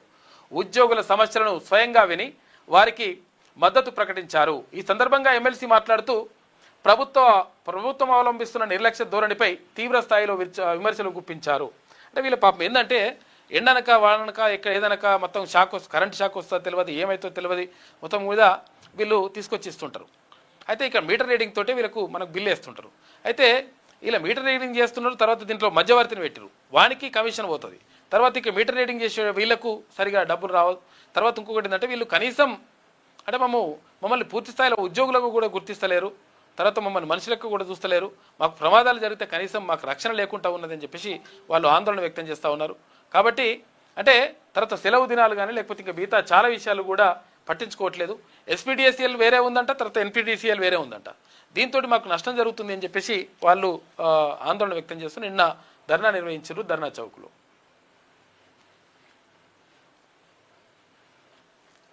దానికి తీర్మాన్ మల్లన్న కూడా మద్దతు తెలియజేసిండు. నిన్న జరిగినటువంటి కార్యక్రమానికి సంబంధించి చిత్రాలను మనం చూసుకోవచ్చు. ఇక్కడ లాస్ట్ పేజీలో కూడా ఉంటాయి ఇవి. భారీగా తరలివచ్చేసిండ్రు జనం కూడా. అక్కడ సూదగాని హరిశంకర్ గౌడ్, తర్వాత ఇక్కడ ఉన్నటువంటి నాయకులు అందరూ కూడా పాల్గొన్నారు. ఇది ఎర్ర సత్యనారాయణ తర్వాత గుజ్జకృష్ణ ఆధ్వర్యంలో జరిగిన సభ. ఆ సభకు ప్రొఫెసర్ కూడా హాజరైనరు.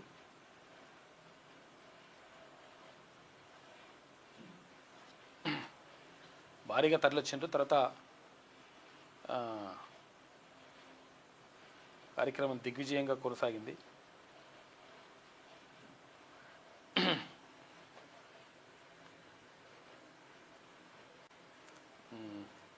వట్టే జానయ్య యాదవ్ ప్రధాన కార్యదర్శి.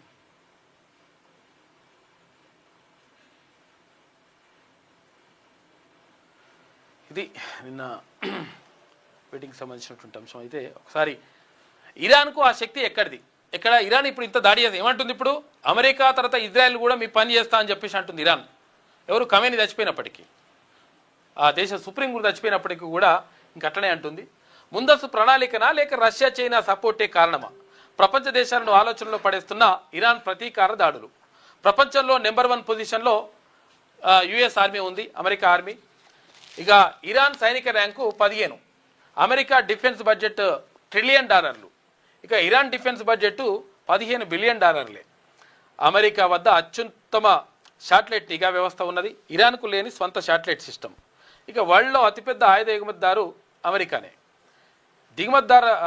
దిగుమతుల ద్వారే ఇరాన్ ఆయుధాలను సముపార్జన చేసుకోవాలి. ఇరాన్ ఆర్మీ, నేవీ, వైమానిక స్థావరాలను దారుణంగా దెబ్బతీసింది యుఎస్ తర్వాత ఇజ్రాయెల్. అయినప్పటికీ ఇరాన్ గల్ఫ్ దేశాలు, ఇజ్రాయెల్, అమెరికా ఆర్మీ బేస్లపైన వరుస అటాక్స్ చేస్తున్నాయి. ప్రపంచ రక్షణ నిపుణులను విస్మయానికి గురి చేస్తున్నాయి ఇరాన్ దూకుడు అని చెప్పేసి ఒక వార్త కనిపిస్తూ ఉంది. ఆ చిన్న దేశమైనా కానీ ఆగమాగం చేస్తుంది. నేను తగ్గేదే లేదని చెప్పి చెప్తున్నారు వాళ్ళు. కష్టాన్ని గుర్తించట్లే. విద్యుత్ శాఖ వెన్నుముక మీటర్ రీడర్స్ ఏండ్లుగా తక్కువ జీతాలకే విధులు నిర్వహిస్తున్నారు. ఉద్యోగ భద్రత కల్పించాలి. వారి సమస్యలపై ఎవరు మాట్లాడకపోవడం అన్యాయం. రాబోయే మండలి సమావేశంలో మొదటి అంశంగా లేవనెత్తుతా. టీఆర్పీ అధినేత ఎమ్మెల్సీ తీన్మాన్ మల్లన్న మీటర్ రీడింగ్ కార్మికుల ధర్నాకు నిన్న మద్దతు ఇచ్చిండు. తెలంగాణ సర్కార్ తీరు సరికాదు. రేవంత్ ప్రభుత్వ విధానం బుల్డోజర్ రాజును తలపిస్తోంది. ఖమ్మం జిల్లాలో పేదల ఇళ్ల కూల్చివేత బాధాకరం. నోటీసులు ఇవ్వకుండా ఇల్లు కూల్చడం ఏంటి? సర్కార్ నిర్ణయం వల్ల వేలాది మంది నిరాశ్రయులయ్యారని చెప్పేసి కేరళ ముఖ్యమంత్రి పినరయి విజయన్ అంటున్నట. పక్క రాష్ట్ర ముఖ్యమంత్రి కూడా. మూటల కోసమే తెలంగాణకు రాహుల్. గాంధీ విగ్రహం పేరుతో కాంగ్రెస్ పేద ప్రజల ఉసురు తీస్తోంది. ఓవైసీ కన్నులలో ఆనందం కోసమే హిందువులపై కేసులు పెడుతుండ్రు. పేదల ఇండ్లకు న్యాయం, ఓవైసీ కాలేజీకో న్యాయమా? చూసినా పేదల ఇండ్లు కూడుతప్పుడేమో కూడగొట్టేసారు. ఓవైసీ కాలేజ్ అక్కడ ఉంది కదా, అది ఫాతిమా కాలేజో పీతిమా కాలేజో, ఆ కాలేజ్ ఉంటే దాన్ని ఏమంటలేరు ఇప్పటికీ. ఇక్కడ తర్వాత ఇక్కడ ఏది పల్ల రాజేశ్వరరెడ్డి కాలేజ్ ఉంటే దాన్ని ఏమంటలేరు. ఎందుకంటే అప్పుడు ఏమన్నారు, అది స్టూడెంట్స్ చదువుకుంటారు కాబట్టి ఏది విద్యా సంవత్సరం అయిపోయినాక చూస్తున్నారు. ఇక్కడ ఇది పల్ల రాజేశ్వరరెడ్డి కాలేజ్ అట్లే ఉంది, ఇక్కడ మల్లారెడ్డి కాలేజ్ అట్లే ఉంది, ఇక్కడ ఓవైసీ కాలేజ్ అట్లే ఉన్నాయి. కానీ పేదల ఇళ్ళకి వచ్చినప్పుడు మాత్రం దాన్ని ఫటాఫట గొలగొడుతారు అనమాట. ఇది మునగాల లెక్క. ఇంకెన్నాళ్ళు అరాచకాలు భరిద్దామని చెప్పేసి కేంద్ర మంత్రి బండి సంజయ్ అంటున్నాడు. మైనింగ్ ఈ వేలంలో అక్రమాలు, 1100 ఎకరాల రిజర్వ్డ్ ఫారెస్ట్ దారదత్తం చేసిందని చెప్పేసి కేటీఆర్ అంటున్నాడు. హైకోర్టు సూచనలు పట్టించుకోలే, జియోలాజికల్ నివేదికలు లేవు. డెక్కన్ ఎన్సీఎల్ ఇండస్ట్రీలకు బ్లాక్ కేటాయింపులపై సందేహాలు. టెండర్లు రద్దు చేయాలంటూ డిమాండ్ చేసిండు. రేవంత్కు కేటీఆర్ బహిరంగ లేఖ రాసిండట. దాడులు ప్రతిదాడులు, గల్ఫ్ రక్తసిక్తంగా మారింది. ఇరాన్ దూకుడుతో 6 గల్ఫ్ దేశాలు విలవిలలాడుతున్నాయి. అమెరికా స్థావరాల లక్ష్యంగా టెహ్రాన్ అటాక్ చేస్తున్నాయి. నెతన్యాహు ఆఫీస్ పైన బాంబుల దాడి వేసిరట. ఇక వార్ ఎఫెక్టు, కుప్పగూలిన స్టాక్ మార్కెట్లు, 8 లక్షల సంపద ఆవిరైపోయింది. నిఫ్టీ 500 పాయింట్లు, సెన్సెక్స్ 2000 పాయింట్లు పతనమైనవి. పడిపోయిన రూపీ వాల్యూ 600 కంపెనీలకు గట్టి షాక్ తగిలిందట. భానుడి బగబగలు, ఇక చూసుకో, ఎండలు బాగా పెరుగుతున్నాయి. ఇక ఈ వేసవిలో అధిక ఉష్ణోగ్రతలు నమోదయ్యే ఛాన్స్ ఉందంట. ఏప్రిల్ మే నెలల్లో తీవ్రమైన పొడగాల్పులు ఉంటాయి. వచ్చే 3 రోజుల్లో 40 డిగ్రీలకు చేరనున్న ఉష్ణోగ్రతలు. ఆదిలాబాద్, మహబూబ్ నగర్ సహా పలు జిల్లాలకు ఎల్లో అలర్ట్ జారీ చేసిండ్రు. ఎండలు పెరుగుతాయట ఈసారి బాగానే. ఇక ఇవాళ చంద్రగ్రహణం ఉన్నది. మధ్యాహ్నం 3:21 మొదలై సాయంత్రం 6:45 వరకు ఉంటుందంట చంద్రగ్రహణం. ఇక తెలుగు రాష్ట్రాల్లో సాయంత్రం 25 నిమిషాల పాటు కనిపించే ఛాన్స్ ఉందంట చంద్రగ్రహణం. గ్రహణం సమయంలో దైవారాధన చేయడం మంచిదని చెప్పేసి ప్రజలకు వేద పండితులు సూచిస్తున్నట. దేవుని భక్తి మంచిదని. మాటల్లోనే మార్పు, చేతల్లో మాత్రం అణచివేత. నాడు ఓట్ల కోసం అశోక్ నగర్ చుట్టూ కాంగ్రెస్ పెద్దల ప్రదక్షిణలు. ఇవాళ నిరుద్యోగుల అరెస్టులు. నాడు ప్రజాస్వామిక పాలన 7వ గ్యారంటీ అంటూ గప్పాలు. నేడు ఎమర్జెన్సీని గుర్తు తెచ్చేలా నిర్బంధాలు. ఇదే కాంగ్రెస్ విధానం అని చెప్పేసి ఎమ్మెల్యే హరీష్ రావు ఆరోపిస్తున్నాడు. ఏదంటే రాహుల్ గాంధీ అప్పుడు విద్యార్థుల దగ్గరికి వచ్చిపోయాడు అశోక్ నగర్కి. మరి ఇప్పుడేమో సపోర్ట్ చేస్తలేడు, తర్వాత సపోర్టేక వచ్చి అవతల పడ్డాడని చెప్పేసి ఆరోపిస్తూ హరీష్ రావు అంటున్నాడు. ఇది శనార్థిలో ఉన్నటువంటి ప్రధాన కథనాలు అయితే ఒకసారి గీమేమంటుందో చూద్దాం. తెలంగాణలో బుల్డోజర్ రాజ్, 700 ఇళ్లను కూల్చి 3000 మందిని రోడ్డు పాలు చేశారు. బీజేపీ బాటలోనే కాంగ్రెస్ సర్కార్. వెలుగుమట్ల కూల్చివేతలపై కేరళ సీఎం విజయన్ ఆగ్రహం వ్యక్తం చేశాడు. మార్కెట్పై యుద్ధ ప్రకంపనలు, భారీ నష్టాల్లో దేశీయ స్టాక్ సూచీలని చెప్పేసి రూపాయి మరింత పతనమైందట. నిబంధనలకు నీళ్లు, ఇసుక తోడేళ్లు. ఇసుకను తోకుపోతున్నట. అన్నారం పైన అవే కుట్రలా. ఇసుక తవ్వకాల కోసం కాళేశ్వరాన్ని బలిపెడతారా అని చెప్పేసి కేటీఆర్ అంటున్నాడు. బరాజుల చుట్టూ ఇసుక బకాసురులు. మరమ్మతుల మాటన విచ్చలవిడిగా తవ్వకాలు. సర్కార్ కాలయాపన, అధికారుల నిర్లక్ష్యంతో మాఫియా పంజా విసురుతుంది. ప్రతిరోజు 300కు పైగా లారీల్లో టన్నుల కొద్ది ఇసుక తరలిస్తున్నట. అన్నారం బరాజ్ పిల్లర్లకు అటు ఇటు క్యూ కడుతున్నాయి వాహనాలు. ఈ కాలువలపై కాంగ్రెస్ నిర్లక్ష్యం. 6 నెలల్లో పూర్తి చేస్తామని ఎమ్మెల్యే హామీ ఇచ్చిండు. ఏడాదైనా తట్టడు మట్టి కూడా తీయని ప్రభుత్వం. తంగళ్లపల్లి, ఇల్లంతకుంటలో సాగునీటి గోస. ఎండుతున్న 20,000 ఎకరాల ఆయకట్టు నీళ్ళు ఇవ్వాలని 20 రోజులుగా రైతులు దీక్ష చేస్తున్నారు. సాగునీటి కోసం రాస్తారోకో. వెంటనే రంగనాయక సాగర్, మల్లన్న సాగర్ నీళ్ళు ఇవ్వండి.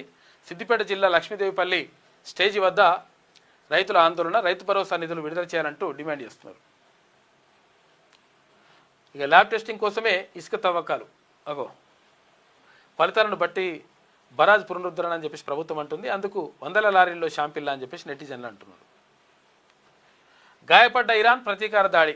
ఇజ్రాయెల్ ప్రధాని కార్యాలయం పైన అమెరికా మిత్ర దేశాలపైన క్షిపణులతో వర్షం కురిపిస్తుందట.